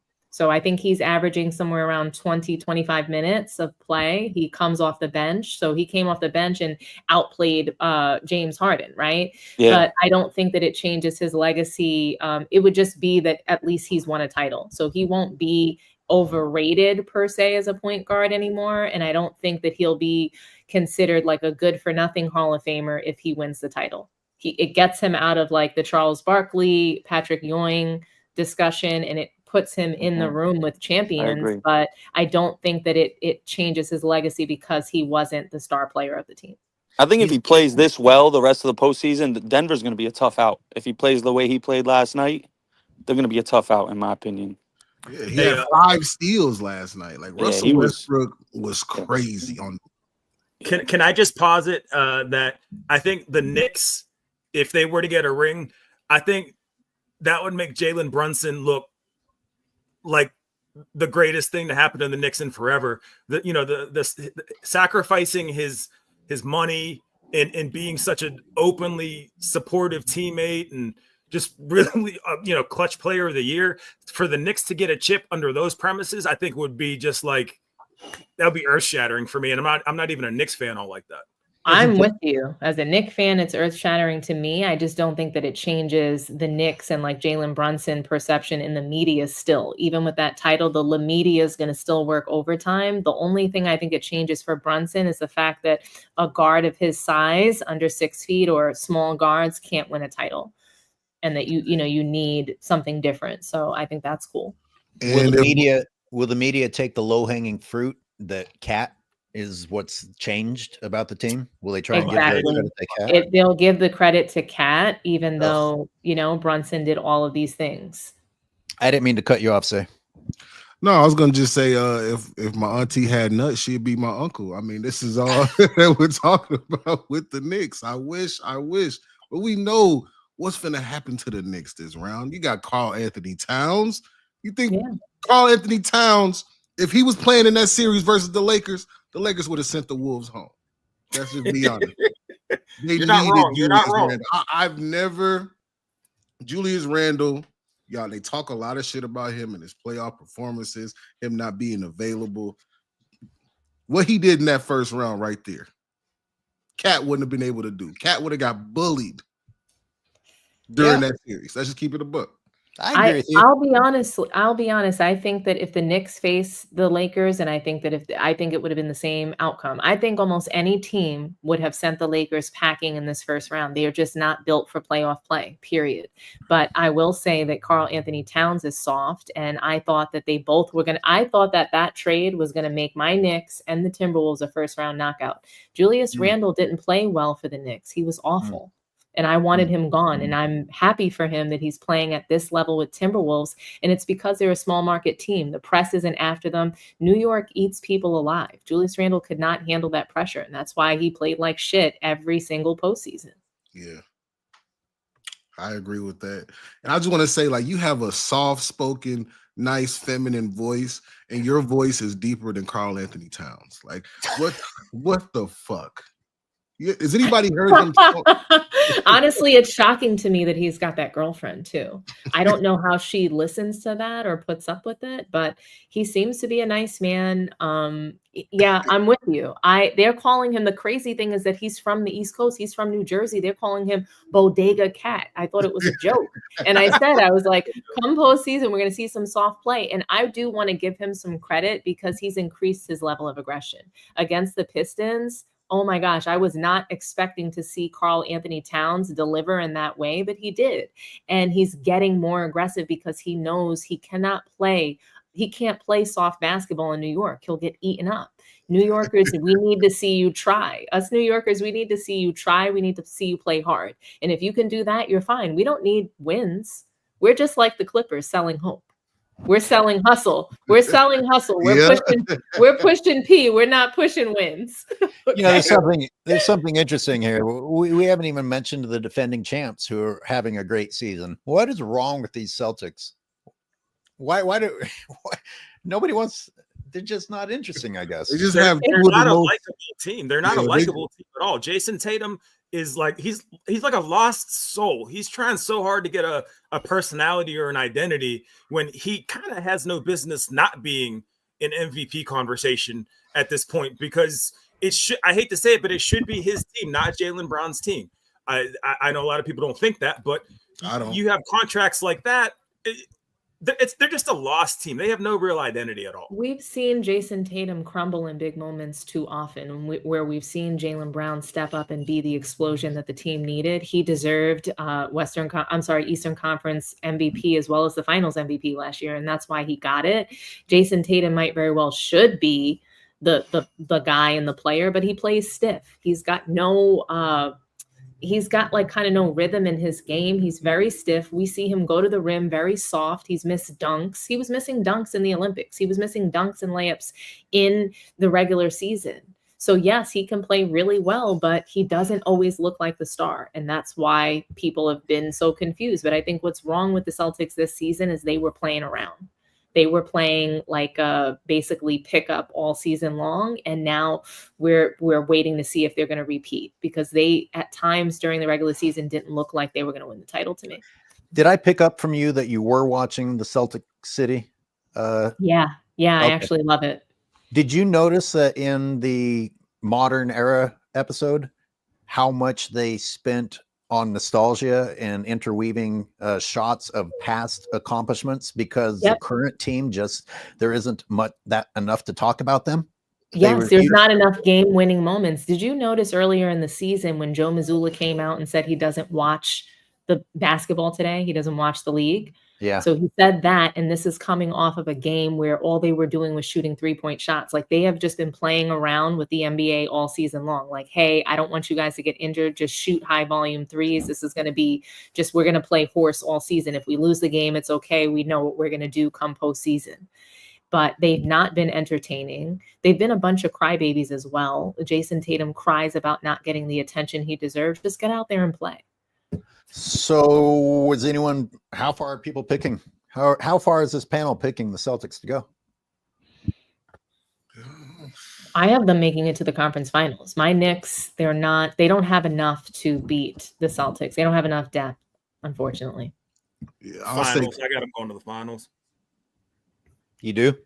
I do. Especially with Giannis being out now.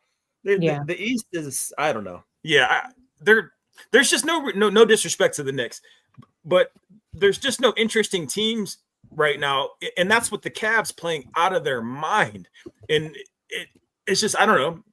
The ESPN's not pushing it. The media's not pushing it. That's a great story as well. But yeah, I got Boston in the finals. So be Cavs, Pacers, Knicks, Celtics this round. And Zay is live streaming today, Rockets, Warriors. That's what you're live streaming, right? Yep, Game Chapman. And who are you picking for that?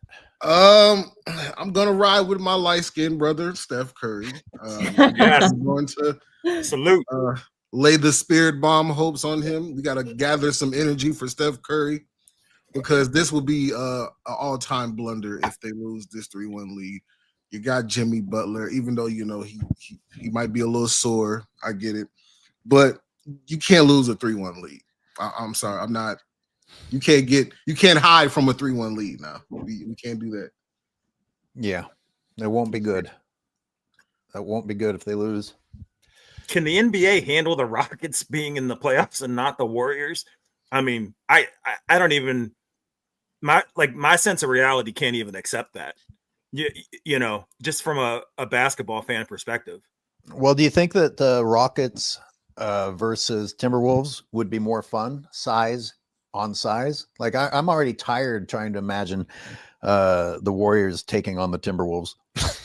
No, yeah. And can I tell you why? Because I'd imagine Anthony Edwards and Draymond getting into it every other play.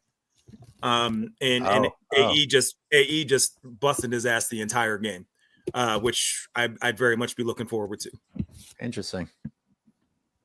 I mean, I think that the Wolves would rather play the Warriors than I don't know. That's a good question, man. I don't know. I think man, that's a good question. Dom, you got a clear take on this? I do.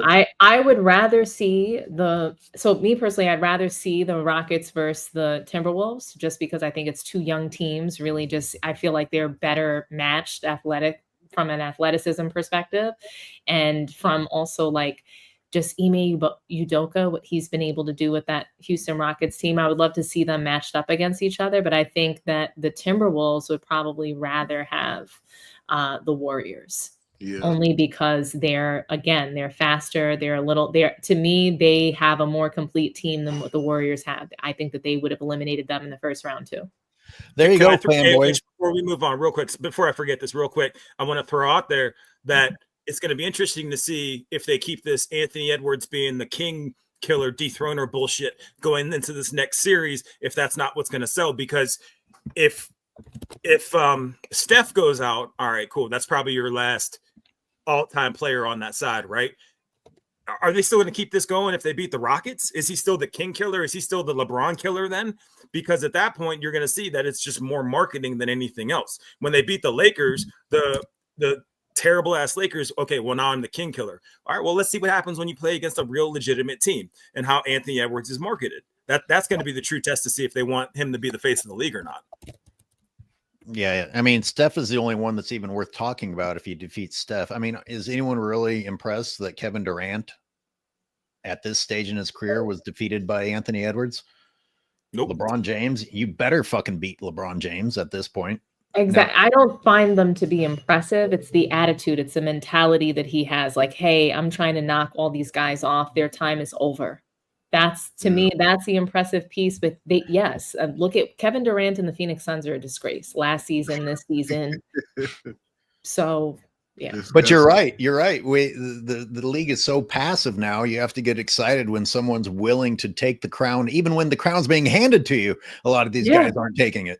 I mean, forget the will to compete. Where's the will to show up? We can't even get them. Their time in attendance is so poor. We might not be able to get these players to show up to play, let alone the will to compete. By the way, LeBron fans, you heard what Dawn said. She would rather see Timberwolves versus Rockets, which is a testimony that we're ready to see fresh blood. We're ready to see fresh players. She's a Bay Area person.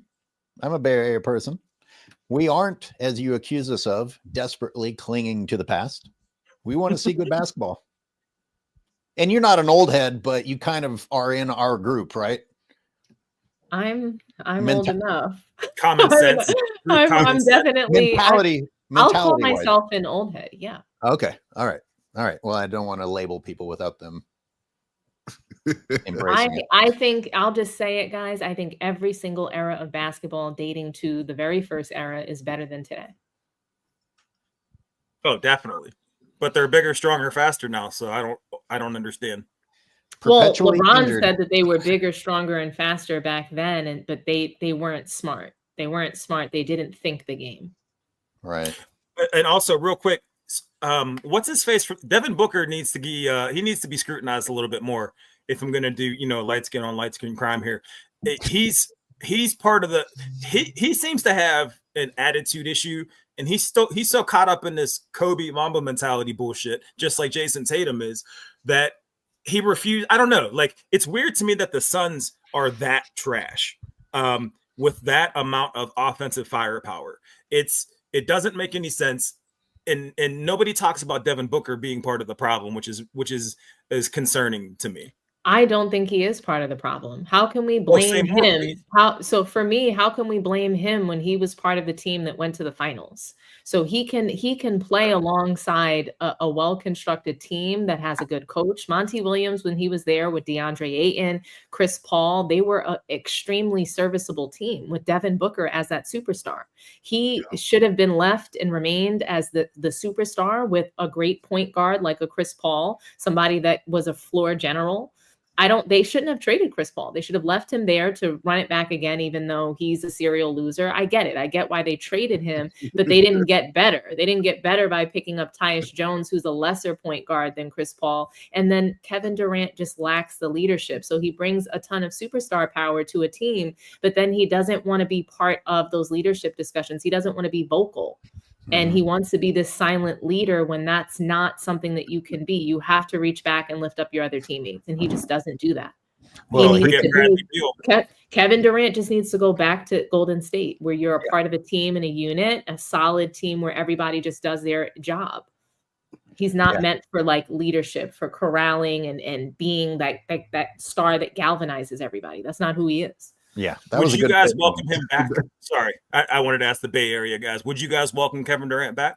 It's too late. I don't like the current Kevin Durant. Yeah, it's too late for that. A couple of years ago, maybe. His attitude and how he talks, I think now is, I think he's in the LeBron he's getting on my nerves just like LeBron. Every time he talks, every time he tweets, I just want him to shut the hell up. Yeah. Dom, I like what you said because Chris Paul is a serial loser, man. I call him CP0. If Chris Paul played in the 80s, somebody would have gave him $150, man. So For a million %. I've never seen someone who's such a dirty player. I call him like a purse snatcher on the court, but that's also like can melt down. He literally becomes a shell of himself in a game 7 or any time when it's a critical game that needs to be won. I've never seen anything like it in my whole life. He's been dirty since college. Or he's hurt. Even the injuries. I think the injuries is just part of the meltdown. Super chat from SSH_77. Love this chat. I'm a late 80s and 90s basketball, all games, and want to shout out Basketball Time Machine. Great videos. Yeah, Basketball Time Machine, one of the godfathers of basketball videos. Maybe we can have him come on someday. I love Basketball Time Machine. Really great. Even basketball, one of the things I said about Basketball Time Machine is he's positive, happy energy. Even he finally had to say this LeBron garbage is out of control. It's got to go away. Even he finally hit his threshold. I think everybody has a breaking point. NM Jaya, y'all hurting me with this Celtics slander. Well, I don't know if anyone slandered it. We just aren't. Well, did we?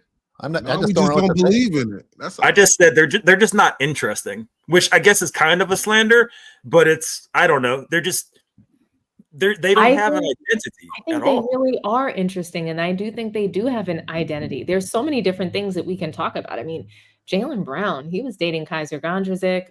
Gorgeous. I know that they broke up again, and there's just all the inter drama with them trying to figure out who's the actual star player of that team. There's a lot to talk about with the Celtics. The media will not allow it. The media will not allow us to talk about anybody else. The media must always talk about LeBron. These are the stories that must be pushed. If we talk about Jason Tatum, if he were trending, if we talked about him being the face of the league, then LeBron has to retire. If somebody else becomes the face of the league, whether it's in the media or anywhere, LeBron needs to retire. Farewell to start.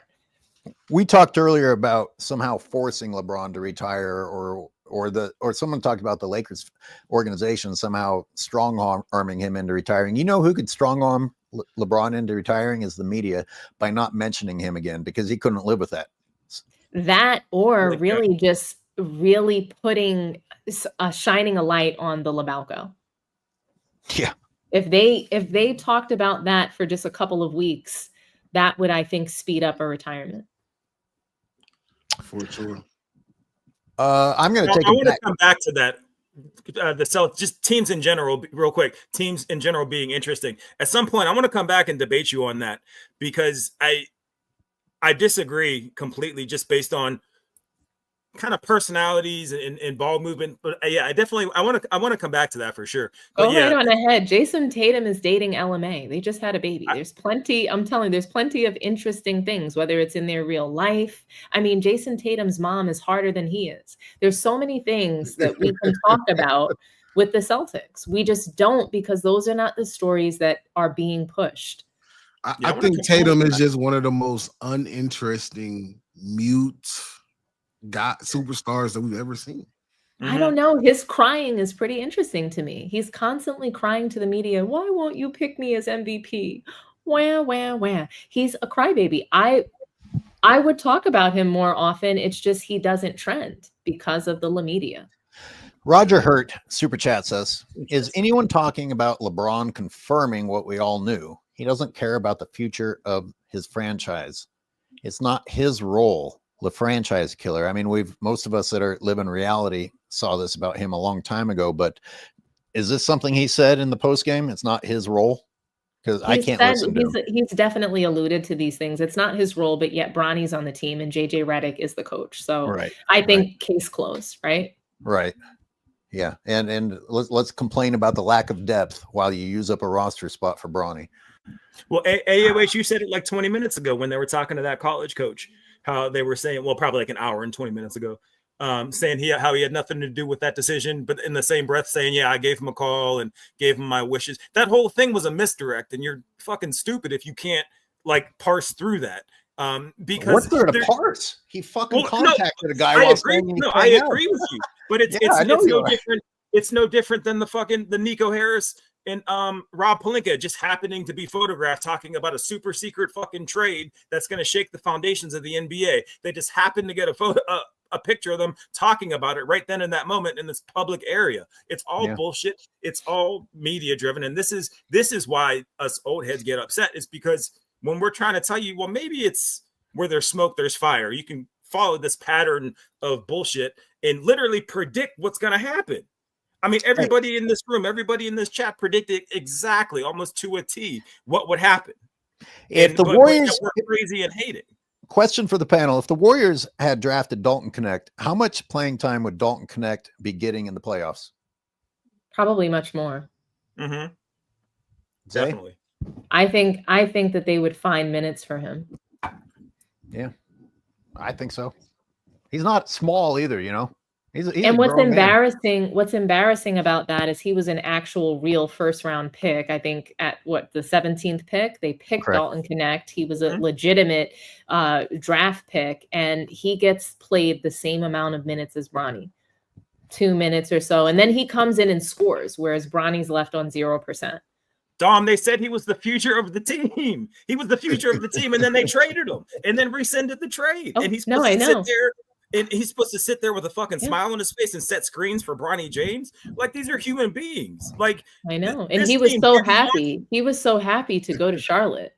And when they brought him back, he was just deflated. Oh, was he? I didn't know that. He was very happy. He said, I'm just grateful to be going to play basketball, super excited for the opportunity. When he came back from Charlotte, he was upset. He said, like, this whole thing is weird. I was traded and now I'm back here. Like, I just want to play basketball. And he was basically saying I would have had a better opportunity in Charlotte to play because he would have.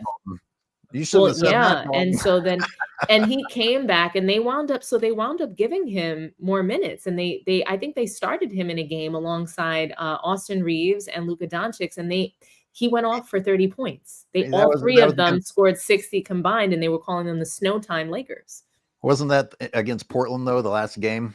It was, but they were still being called the Snow Time Lakers. Bronny didn't score that 30 points in an NBA game. It was Dalton Connect. I agree. And yet he's being given 2 minutes of play. I can't believe that what you're saying is true. I know it is, but it just sounds unbelievable. It sounds like a movie, right? We can't make it up. Honestly, it's so crazy that you would think. Top Dog says, besides the Malice and the in the Palace, what do y'all think is the best fights in NBA history? I don't want to give too much glory to fights. Violence. Yeah, I think there are a couple of funny moments. So greatest fights, funny moments, I would say. I always think it's a funny moment when Kobe Bryant got two-pieced by Chris Childs. I think Chris Childs also hit Michael Jordan. So these are just funny things. When Latrell Sprewell choked his coach, those were some funny. It's not that's what I'm saying. Like NBA history fights, like, to me, the greatest, if we're going to talk about like the most violent time in the NBA history, we have to go back to the 80s. So that's what we really need to look at.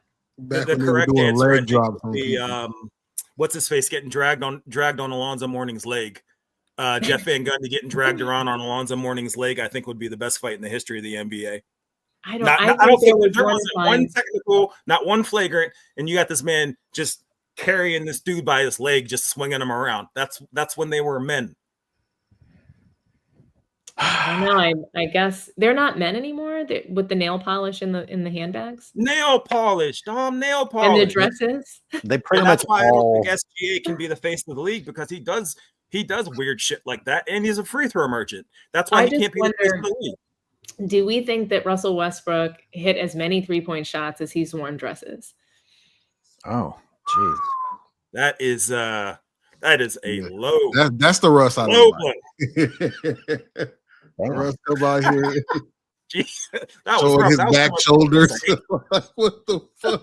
Yeah, that was coming from a deep seated place of something. Dom doesn't like Westy. When guys started, no, he you might know what be. it is. I'm rooting for him since he left the Lakers. I've been rooting for him, but we just can't ignore the fact that has been god awful. I think when the caller asked if him playing well is going to boost his all-time position, he's inconsistent. He'd have to become consistent because you need to put that narrative to rest, first of all. But he has so much to overcome with what happened in LA, not because he was bad, but because the whole media jumped on board. Yep. Shitting on him like every fucking day. Yep. Every day they just shit on him because it was the way to go. And he wasn't playing worse than LeBron, which is what's crazy. I did a bunch of videos. They were playing the same. Could you believe in that Western Conference Finals that year, the same year that they traded Westbrook, LeBron literally shot multiple shots off the side of the backboard, airballed.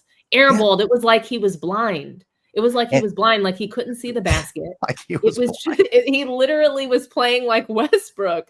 I remember Skip Bayless calling him Westbrookian. Yes, exactly. He's almost like Westbrookian. Though, right?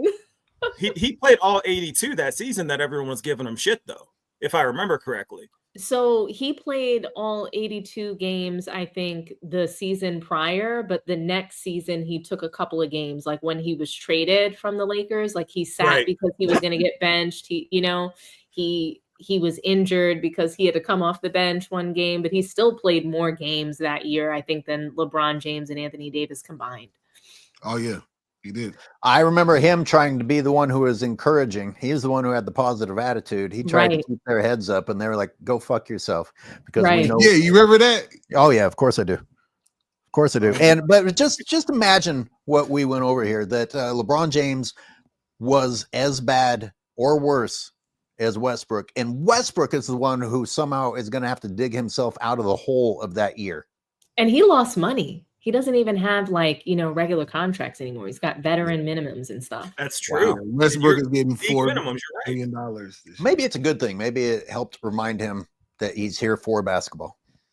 Well, did you notice the triple double stopped being as important once Russell started, averaging one person, for an entire 3 seasons in a row? Well, they stopped being important when they stopped being important to him. To him personally going out there and getting them. We're seeing him play serviceable basketball, but they haven't stopped being important to the media and to the media in general. So whatever player we want to prop up in the news, we're looking at their stats. All we look at is points, rebounds, and assists now. And that's crazy. We don't look at turnovers. We don't look at shooting percentage. We don't look at anything else other than points, rebounds, and assists, all to prop up these players. And the plus minus, which nobody gets. Let's get to some super chats. All of a sudden they're coming in. Time to catch up. Oh, and the one that's on the screen with the Malice in the Palace. What my big regret with the Malice in the Palace is that one dude that was standing toe to toe with a pro athlete got cold clocked from the side instead of getting to see what. I was curious if that guy was going to be able to actually take on an NBA player because he didn't look scared. And then what was that? Steven Jackson came flying in from the side. Came in with a sliding punch. Anyway, let's move on from that. I just threw my. So if that had happened to me, I would have laid there and not moved through the entire altercation and then sued the fuck out of him. I would have told them I had whiplash, I had a concussion, I have CTE before you can even tell me that I do. I'm dead serious. I would tell them I forget everything. You're gonna hit me in the face in front of all these people. I'm just standing here. Yeah, no, we're out. You're broken. I'm rich, and I'll win no matter what. Logan says, hope Luka leaves and joins a superstar big.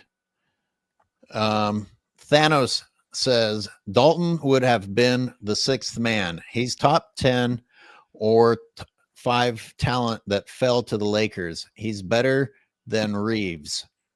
I don't know if I'd go that far. I don't know about. Well, I mean, I don't know if I'd go that far. Well, we benefited from the referees, so it's like we don't know who's really Austin Reeves besides what we've seen in the playoffs. Yeah, the flopping. Yeah, you're right about that. He does hit shots sometimes. Where I mean, how many times has Austin Reeves made you say, "God damn it"? Dalton connects. He's not on Austin Reeves level. But he's a rookie. Yeah, he looked right. like I was gonna say he hasn't been given the opportunity. What I'll say though about Dalton Connect is he has a real NBA player's body. Austin Reeves does not. So I have more faith in Dalton Connect at long term as a player than I do Austin Reeves. Even when Dalton got blocked on that attempted dunk, he showed that he wasn't afraid to go try and throw the hammer down on people. Exactly. I think that he can defend better than Austin Reeves. He's more athletic. He can shoot. I think he can shoot better. I think he can do everything better than Austin Reeves. Austin Reeves, to me, turned into a pumpkin in the postseason. And it's crazy because he's supposedly their closer. Yeah, it looks more natural with Dalton Connect than Austin Reeves. I'll say that. Exactly. I would like Austin Reeves to have a crashing to reality moment and get traded to a team where he actually – where defense is focused on him and he doesn't get the benefit of the whistle. I'd love to see him go to the paint, flop, do a cartwheel, fall over, and then look up and see that everyone's already down the other side of the court because they don't give a fuck if he falls or not. That's what I want to see because his arrogance it's almost worse than LeBron's because at least LeBron, never mind. I'm not going to say anything positive. It's not warranted. It's not earned. He's only getting these calls, these benefits because he's on a LeBron team and he walks around like he's king shit. And it bothers me because it's like, yo, go play, go to, I don't know. He probably do okay in Detroit. Right. But then they're going to call him like a real player and he's not going to get these free throws. LeBron made him. Oh, go ahead. I think we're saying the same thing. LeBron gave Austin his seal of approval, and Austin's been able to get away with flopping ever since, foul baiting ever since. Exactly. Yep. He gave him a certain level of power. Essentially, he's the player version of JJ Redick. So LeBron empowered him. He empowered him just like he does JJ, and he also is one of his minions. He goes out there spreading lies. He lied. He said that LeBron told him that Wilt Chamberlain never scored the 100. They talk about it and they say that never really happened. Yes. He said. Can you repeat that? I'm sorry. Austin Reeves goes around spreading LeBron James's lies for him, just like JJ Redick. So he's the player. He's just the player version of JJ, who's been empowered and given a job by LeBron. So he's been promoted. He's been promoted to his position on the team by LeBron. Yeah, kind of agree. Roger Hurt says the best fight, LeBron James versus Stephen A. Smith. That epitomizes this weak ass era. Patrick. Says Rodman is the only guy that can wear a dress and still be intimidating on the court and out hustle everyone. Draymond would be on his best behavior. I can't add or take away from that. Yeah, I mean, Dennis Rodman was definitely a menace with that dress on. Let's not keep it. Let's not lie. It's all very. Aren't the dresses and the nail polish? It's very cyclical. This was something that's always happening, but at least Dennis Rodman still knew how to win. He wasn't doing this and losing. And he was banging Carmen Electra. I mean, it's like a trade-off. And Madonna. That's like a trade-off. He's like, all right, I'm going to wear a dress and I'm going to get my belly button tattooed, but I'm banging Madonna and Carmen Electra. See, for me, it's the losing, right? So the dresses, the nail polish, the purses doesn't necessarily make them less masculine to me. It makes them just like, to me, you're focused on what you're going to wear coming through the tunnel and not winning the game. Rodman was the only one. So you could say that it was a mind fuck back then. Like people are like, what is this dude is he gonna pull some freaky shit on me out here today? He was also kissing people. So like he was blowing kisses to like Sean Kemp and things of that nature to throw them off and to upset them for sure. Right. You can argue that it was a mind game with Rodman. Today, if everyone's wearing a dress, well, what do you say now? It's a fashion statement. Panel, how much energy do you all have? Shall we wrap it up strong, or do you guys want to keep and call it an afternoon, or do you want to keep going? I'm on so many supplements right now. I'm probably good for another hour or so. God, you on the balcony? Yeah. I actually have to walk my dog. Good for you. You should. Guys, I appreciate you guys. Thanks for having me. I hope to be here. Are you going next Sunday as well? I can come back next Sunday if you need me. I think we will. All right. Great. I do got to get out of here soon because you got a big day of live streaming. I'm gonna be back on here. I got to get energized, So Big Zay, I'm gonna be watching. I want to see some belts to ass with you. Okay, for sure. I definitely I think we could definitely have some guests on. So let me know if y'all want to join the stream. Speen, AOA. Yeah, tell your cousin I need my get. Oh yeah, I'm gonna see if my cuz want to get on and talk anything other but LaFody James because I'll drop my contact into the private chat for you guys. Oh, for sure. All right, everybody. Thank you so much for your time. Thanks all who called in and left super chats. Appreciate you very much. Oh, we got one more. Don't let me just a messenger. Two more. Sorry. Let me acknowledge these guys. KAJ, let Magic be the man. Sacrificing stats. Oh, obviously Cream. Won 5 rings in 10 years. He knew it had to happen. LeBron, not smart enough to learn from history. Oh, but he's a student of the game. Just listen to his podcast. He's a historian. Didn't you guys know that? Luka lives in a van down by the river. No, that's me. Hey, AOH, before we go, I have to send you this clip of LeBron and his group. They're in a room with 2 Chainz, and they had convinced LeBron that he had come up with the idea of a deluxe album. And he was literally writing out what a deluxe album is, and it's literally a room full of yes men nodding emphatically. And one of his boys actually writes the word deluxe on the board and underlines it. It is the closest you'll see to yes men in real time doing exactly what they do. And this is 2 Chainz, a platinum selling artist, not telling LeBron like everything you're saying we already know. They're co-signing it and marking it as brand new. Remind me to send you that. I meant to mention that earlier. Just make a video about it. Done. Or we'll do it together, whatever you prefer. All right, everybody, have a great Sunday. Good luck, Warriors. And yet we still want to somehow see the Rockets versus the Timberwolves. All right. We'll see everybody next week. All righty, guys. Have a good one. See y'all later. Bye-bye.